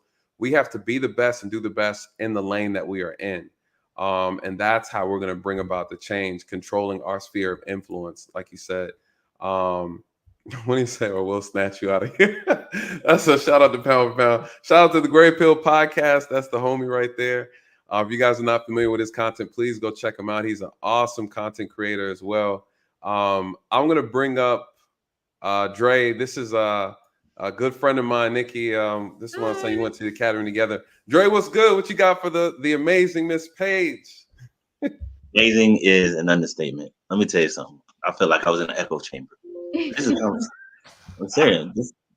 They say echo chambers aren't good. You're not supposed to be in an echo chamber. No, I'm telling you, these are conversations that happen. Once I left, police department and then went into prosecution. When your volume's a little low, Dre. Hold on. How's this? Perfect. All right. When I left the police department, went into prosecution, dealing with the solicitor's office and the DA's office. One thing that I noticed that I didn't know originally was how a lot of the ADAs and AGs can't relate. A lot of them don't have children. A lot of them never really dealt with Black folks, and they're quick to give you the maximum on something minimal. Right. And it's like, come on. I mean, but it takes more of us to be in a position to be telling, like, no, I wouldn't recommend that, because there's many times where you have a domestic where it's a father and daughter, mother's not in the picture, but you want to put them in jail for 90 days, and like. And they don't have an idea of the collateral consequences of that. They don't see, okay, if I put him in jail for 90 days, he's going to lose his job. If he loses his job, he's going to lose his apartment. If he loses his apartment, then he's going to be thinking about how to make money, which is going to put him in a position to have to make a choice he thought he was never going to have to make in his life again. Like, they don't think of the collateral consequences, because from their perspective, they have an uncle that can hire them at their plant or their job. They have money from family. They have an inheritance. So they don't anticipate what we call the collateral consequences of sending somebody to jail for 90 days. Right. So I'll always ask, well, what is a victim want? I said, because at the end of the day, we're in the business to help the victim. A lot of you pass the bar, all you scream about is justice. I'm here for justice. Justice is blind.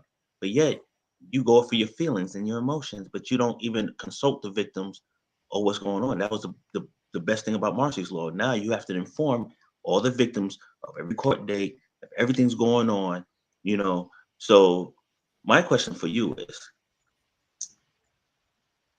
being a minority, because I'm privileged, I gotta say, because a lot of my judges in my own county are Black. A lot of the district attorney is Black. The solicitor general is Black. Both Black females. Oh yeah, you lucky. Yeah, tell me about it. My question for you is, being in Pennsylvania, and I know the justice system in Pennsylvania, you're the minority. How do you relate to your contemporaries in reference to edging them on, even when they don't ask you your advice? How do you project, your advice for those who are unable to relate to the cases that are presented in front of them? Do you mean like my counterparts in the court system, or do you just mean people in the community? No, people in the court system. In the court system? Well, okay, so here's the thing. My dual consciousness is working on 10 on both levels, right? So when I'm over here, I'm block party and boardroom. I could do both, right? So when I'm in the court system, I speak their language fluently. Like they understand me. I fit in there because, I went to private school. I've been around white people all my life. So I learned how that works, how they talk, what's going to work there. So I do my best to try to explain to them that other side. Okay, yeah, I see that what you see is this, but have you thought about this? Have you considered this? And sometimes I get pushback. And then again, it depends on personalities. There's some people in the DA's office that are receptive to that kind of conversation, that will understand, that will work with you. And then, there's always one or two that's just on that Captain America, this is the law, it's in the book, and that's that. And so, if I get one of them on the case, I have to tell my clients, listen, you got to sign to ADA so-and-so. So this is what it's about to be. Okay. Right. And if you don't show up wearing a suit, tell your mama to get her Securus account ready. Yep. So you could make them calls in the video chat. Because the reason why I asked is, as an investigator, I'm from New York. I went to private school. I did all that as well. But I've been so resourceful in my career as a police officer and as a detective. They value what I say more so on the law aspect, but there's still a disconnect in reference to me enforcing the law and them practicing the laws. And then trying to educate the community in reference to, hey, hold on a second. You have to know what you're dealing with, because a lot of victims aren't really victims. Yes, you are a victim. I don't know if you're allowed to say that. Well, get canceled. I had enough. Yeah, we're really. we keep it real on this side. Yeah, we keep it 100. So when Nate and I try to educate folks and let them know, that's why I said it was a breath of fresh air to actually have somebody that's not in law enforcement and prosecution pretty much reiterate the same things that we've been saying, but on a different aspect. And believe it or not, everything that you've said hit home a lot deeper than anything that we have said, because you're the person that's standing before the judge, actually either prosecuting it, but even as an esquire and as a doctor, you're still either you're a defense attorney or you're a prosecutor. You're still in front of the judge speaking on behalf of the person that looks like us. So they're going to listen to everything you're saying and take it for gospel, because, you know, we're the sellouts. We're the ones that put the handcuffs on them in the first place. Right. You know, and then my position now, their faces come across my desk, and I have the ability to either read the police report, gather evidence, and decide, hey, because I have to make a recommendation after I do my case summary. Should we move forward this prosecution? Should it get pretrial diversion? You know, or should we add charges? And folks don't understand, like Kevin said, you know, they don't trust the system. But at the end of the day, like you said, I love jury duty. I'll give you my $24. Unfortunately, I can't do criminal cases. I can only do civil because of my position. So we need to be involved. And that's the thing. We've eliminated ourselves and came up with so many excuses to get out of the system. We complain about the system that, you know, that we're trying to get away from. So that's my little spell. Well, it's nice to meet you. Same here. I appreciate it. Hope you come back. I will for sure. Come back. Appreciate you. Don't subscribe to my channel. I mean, it's for women, but you know, I just need some numbers. I subscribe to your YouTube and your Instagram, so you. Oh yay! Thank you. That's what's up. That's what's up. Appreciate it, brother. Without. All right, Dre. Yes. I know we're winding down. Nicci, I think we touched on a lot of stuff. I'm so blessed that you came up here to share this wisdom, because again, like Dre said, that's one of the biggest things, is that a lot of people don't know what it looks like from your perspective, what goes on in the courtroom after, you know, I put handcuffs on and I send them to you, you know, and then there's another world that I have no control. I mean, I have a little influence, you know, but I don't control that piece. And that's a whole nother beast within itself, the courts. And, you know, overall, there's a lot of work that needs to be done. And to your point earlier, and even Kevin brought it up, that yes, there's a part of the community that does not like the criminal justice system as a whole, from the historical context, which I agree. I believe everybody has a right to be cautious, concerned, and even question certain things. And because of that, that's more reasons for us to be involved, to be intimately involved, to be present, to be active, to be vigilant, and what goes on in these courtrooms. And unfortunately, in the courtrooms and police departments and even corrections, because corruption starts to fester and grow where people are not looking. And that's what I've noticed. And we don't even talk about the corrections piece. Corrections, parole, man, all of that. Man, some of these wardens, they act like they're gods. You know, the problem is, the biggest issue I've seen just in the criminal justice system is that there are too many people who they can't handle power. They can't handle it. They're not mentally, emotionally, spiritually, and physically, I won't even say worthy is not even they're just not capable. They don't have it in them. They don't have the character for it. They don't have the mental fortitude to utilize power properly. Power corrupts, you know? Power absolutely corrupts if you're not mindful, if you're not careful. And there's a lot of power working in the criminal justice system. And the moment you decide to take a break on your moralities, you know, you end up abusing the power. Real quick, let me see. Matt G, thank you so much for the super chats. I appreciate the both of you. Thank you for this great discussion. When are y'all running for president? 5th and ever. Man, let me tell you. Whenever.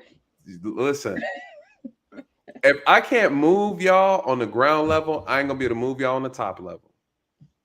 That's how I look at it.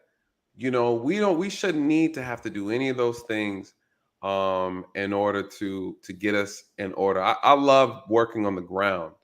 I see so much more value on the ground. Shout out to Matt. Yes, Matt, help us galvanize our people on this front, because guess what? You have some people in different ethnic communities. They're not out here trying to be president. They don't need to be president because they know where the real power is. When we understand as a community that our power is in our dollar, you will never need to run for office again. Who runs in office, what color their skin, what color they represent, red or blue, none of that stuff matters, man. Right? When you can leverage anybody in power to get the things done you need done in your community, all that stuff is just more foolishness to divide us. Shout out to RJ with the super chat. Says, keep up the good work, bro. This channel is needed. Thank you so much. I appreciate that. I really, really appreciate that. Let me for those who are listening, I want to give Nicci her final thoughts on this. We covered a lot. Nicci. Yes. You are so amazing. Oh my gosh. And not only that, you're very relatable. Oftentimes we see people, they become successful, they become professionals, and it's not everybody, but it feels good when we have someone who we feel comfortable talking to. That goes a long way, right? I can tell just from, and I noticed this from having our first conversation, that you are just a regular, awesome person. Yes, Nicci from the block. That's Nicci me. Nicci from the block. Nicci from the block, and who just so happened to be a cool ass attorney, right? Yes. So I just think that that's what we need to see more of that, in all professions, that we represent in this country. We just need people who are relatable, who haven't forgotten that everybody in our community is not the same. We all have different incomes and outcomes, right? Yeah. We're all on different levels, but at the end of the day, it helps when we have someone who's easy to talk to, someone who can just shoot it from the hip and be real straightforward, but at the same time, bring some light to it.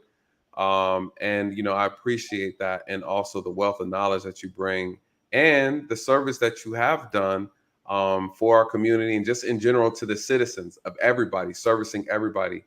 You're not an attorney just for Black folks, but you're an attorney for everybody. But you do represent you do the melanin squad. So Yes. we appreciate that so much. And a lady of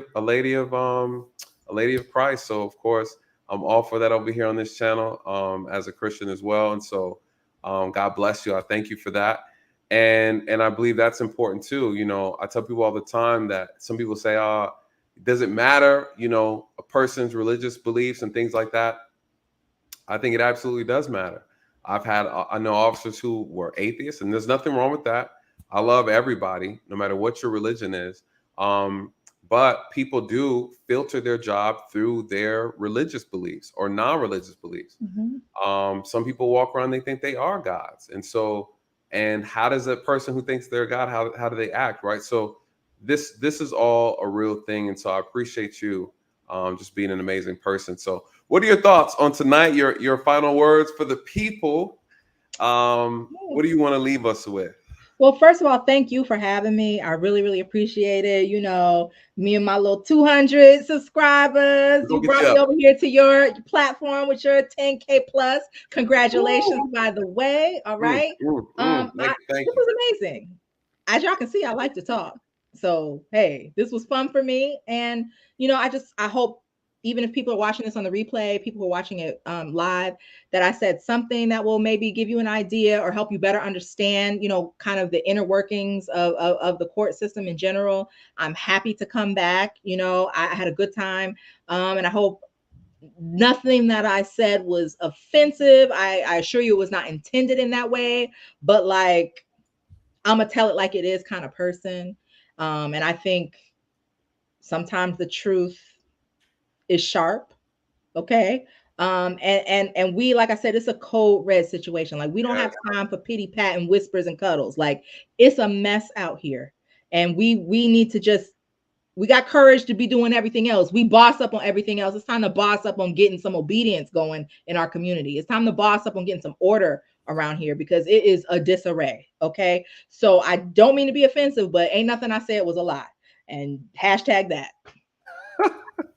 Anthony, what's your question, Anthony? I'm sorry. I think I was trying to pull you up, but your signal dropped out. Type your question in real quick so we can jump that in before Nicci runs out. But yes, you're right. This is our community is on life support.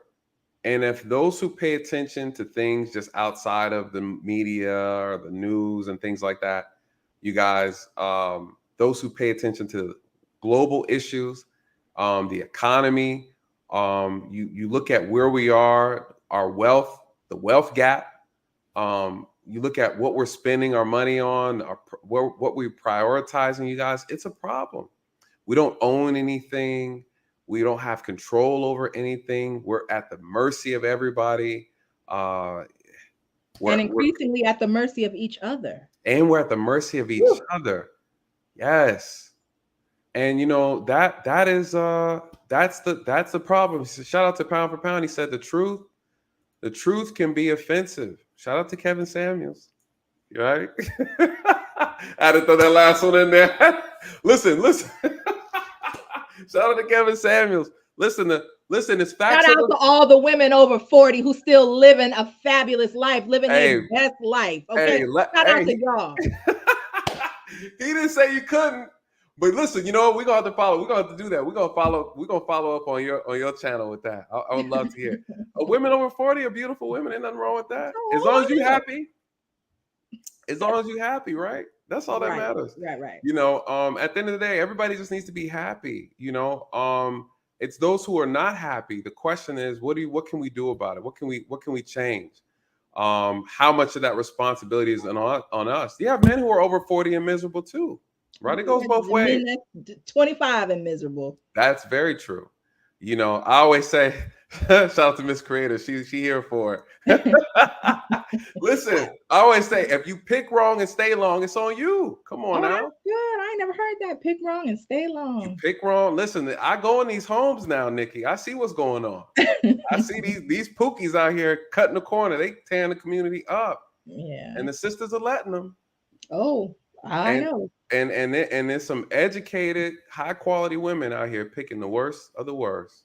You know, and again, you know, with all jokes aside, that's also a part of this problem too. You know, we have men not on their purpose who are out here throwing their seed around.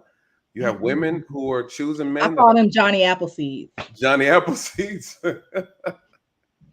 Okay, I call them woodchucks. That's what I call them. They out here chucking wood. Okay. Okay. And the ladies out here taking the wood like it's going on sale.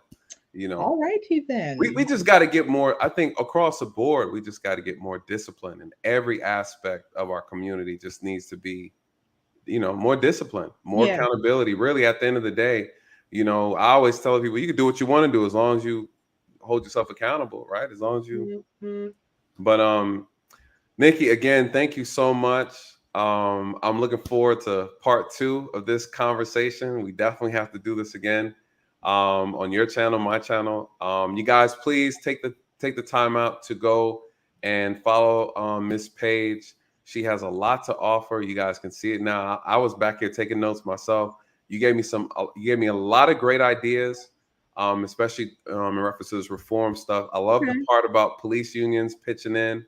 I think that's something, because again, all we have to do is get the people to get behind an idea, right? And force these politicians, the people that we've put in power, to get what we want done. And at the end of the day, that's how the game goes. And if you want to stay in office, then you're gonna have to play in office, and you're gonna have to play to the tune that the people are asking you to play to. And that's how it needs to be done. So, Miss Page, it was a pleasure. It was a pleasure. My pleasure. Thank you so much. And listen, we're gonna be in touch because we definitely need to follow up. And yeah, for sure. And again, I thank you so much. So Thank you. And thank you all who watched as well. All the people watching on the replay, y'all make sure y'all go and subscribe to my channel too, and go to niccipage.com, join my private membership group for Around the Way Girls Who Are Unashamed of the Gospel. Okay. You can get your 1 week free membership trial just to see what's going on in there. Courses, exclusive content, and group coaching experiences. So niccipage.com. Love it. Love it. You guys is down there at the bottom, pound for pound, dropped it for us. Please go and check her out and support. It's ladies only. Yes. Ladies only. So ladies only. And I have a traditional definition of ladies. So you know how to define a woman then? I do. And I'm clear on what a woman is as well. Ooh, all right. I like it. Ladies, go please check her out.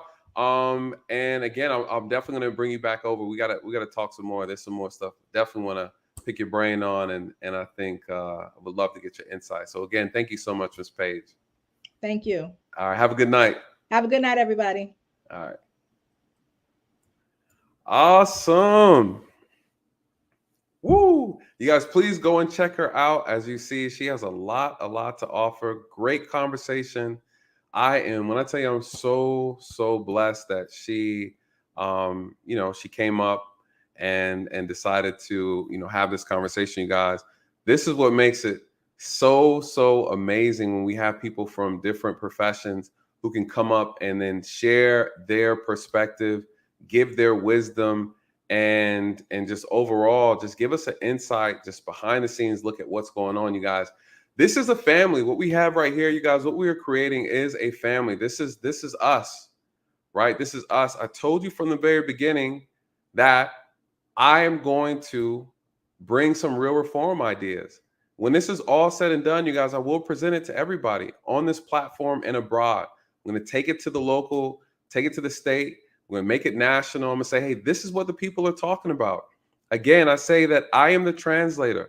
What does that mean? I'm here to take the information from the people, from you, the citizens, take it to the police and say, this is what people are asking for. These are the things that we can do better, right? It doesn't cost you anything. My job is also to take the information from law enforcement and bring it to the people as well. It goes both ways, you guys. There's a lot of work to be done, and the only way for us to do it is through communication. And then abroad and yard. Shout out to Snuggles. Who's Snuggles? Who is Snuggles? Snuggles is the feds, you guys. I'm telling you. Shout out to Snuggles, always dropping the link for Snuggles. Our mystery YouTuber. You guys, there's a lot of work to do.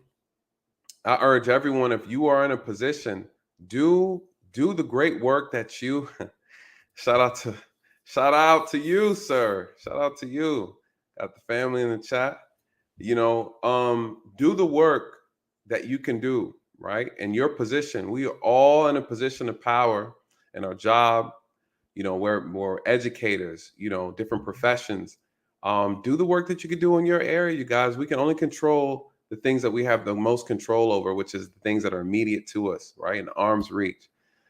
I just know that there's a lot for us to do, man, but we can only control what we can control. But collectively, there's a lot of things that we can do, and we can do and get a lot more done together than we can divided. So you guys, listen, I hope that you found this stream tonight invaluable. There was a lot of things said. I myself have to go back and recap. There was just so much information. So I really, really hope that you enjoyed the conversation tonight, you guys. And for those who will be checking the replay, please take a moment to take a look at Nicci Page's content on her Instagram. Please follow her there. And please go to her YouTube channel and support her there as well. You guys, it's very important that we support other Black content creators, those in this space or outside of this space who are doing the work in real time.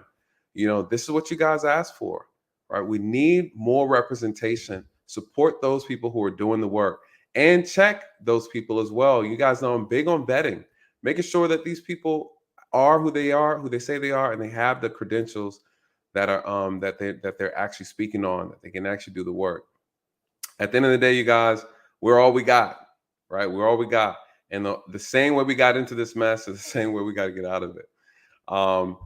So any final thoughts? Anybody, guys? We're about to shut this bad boy down. Listen, I feel good. I did 3 hours today. I promised I was gonna get y'all no 7 hours. You know, sometimes we go over. We gotta talk. You know, we gotta talk. Listen, shout out to all the moderators. Thank you guys so much. Thank you so much to my members. You guys really keep this channel afloat.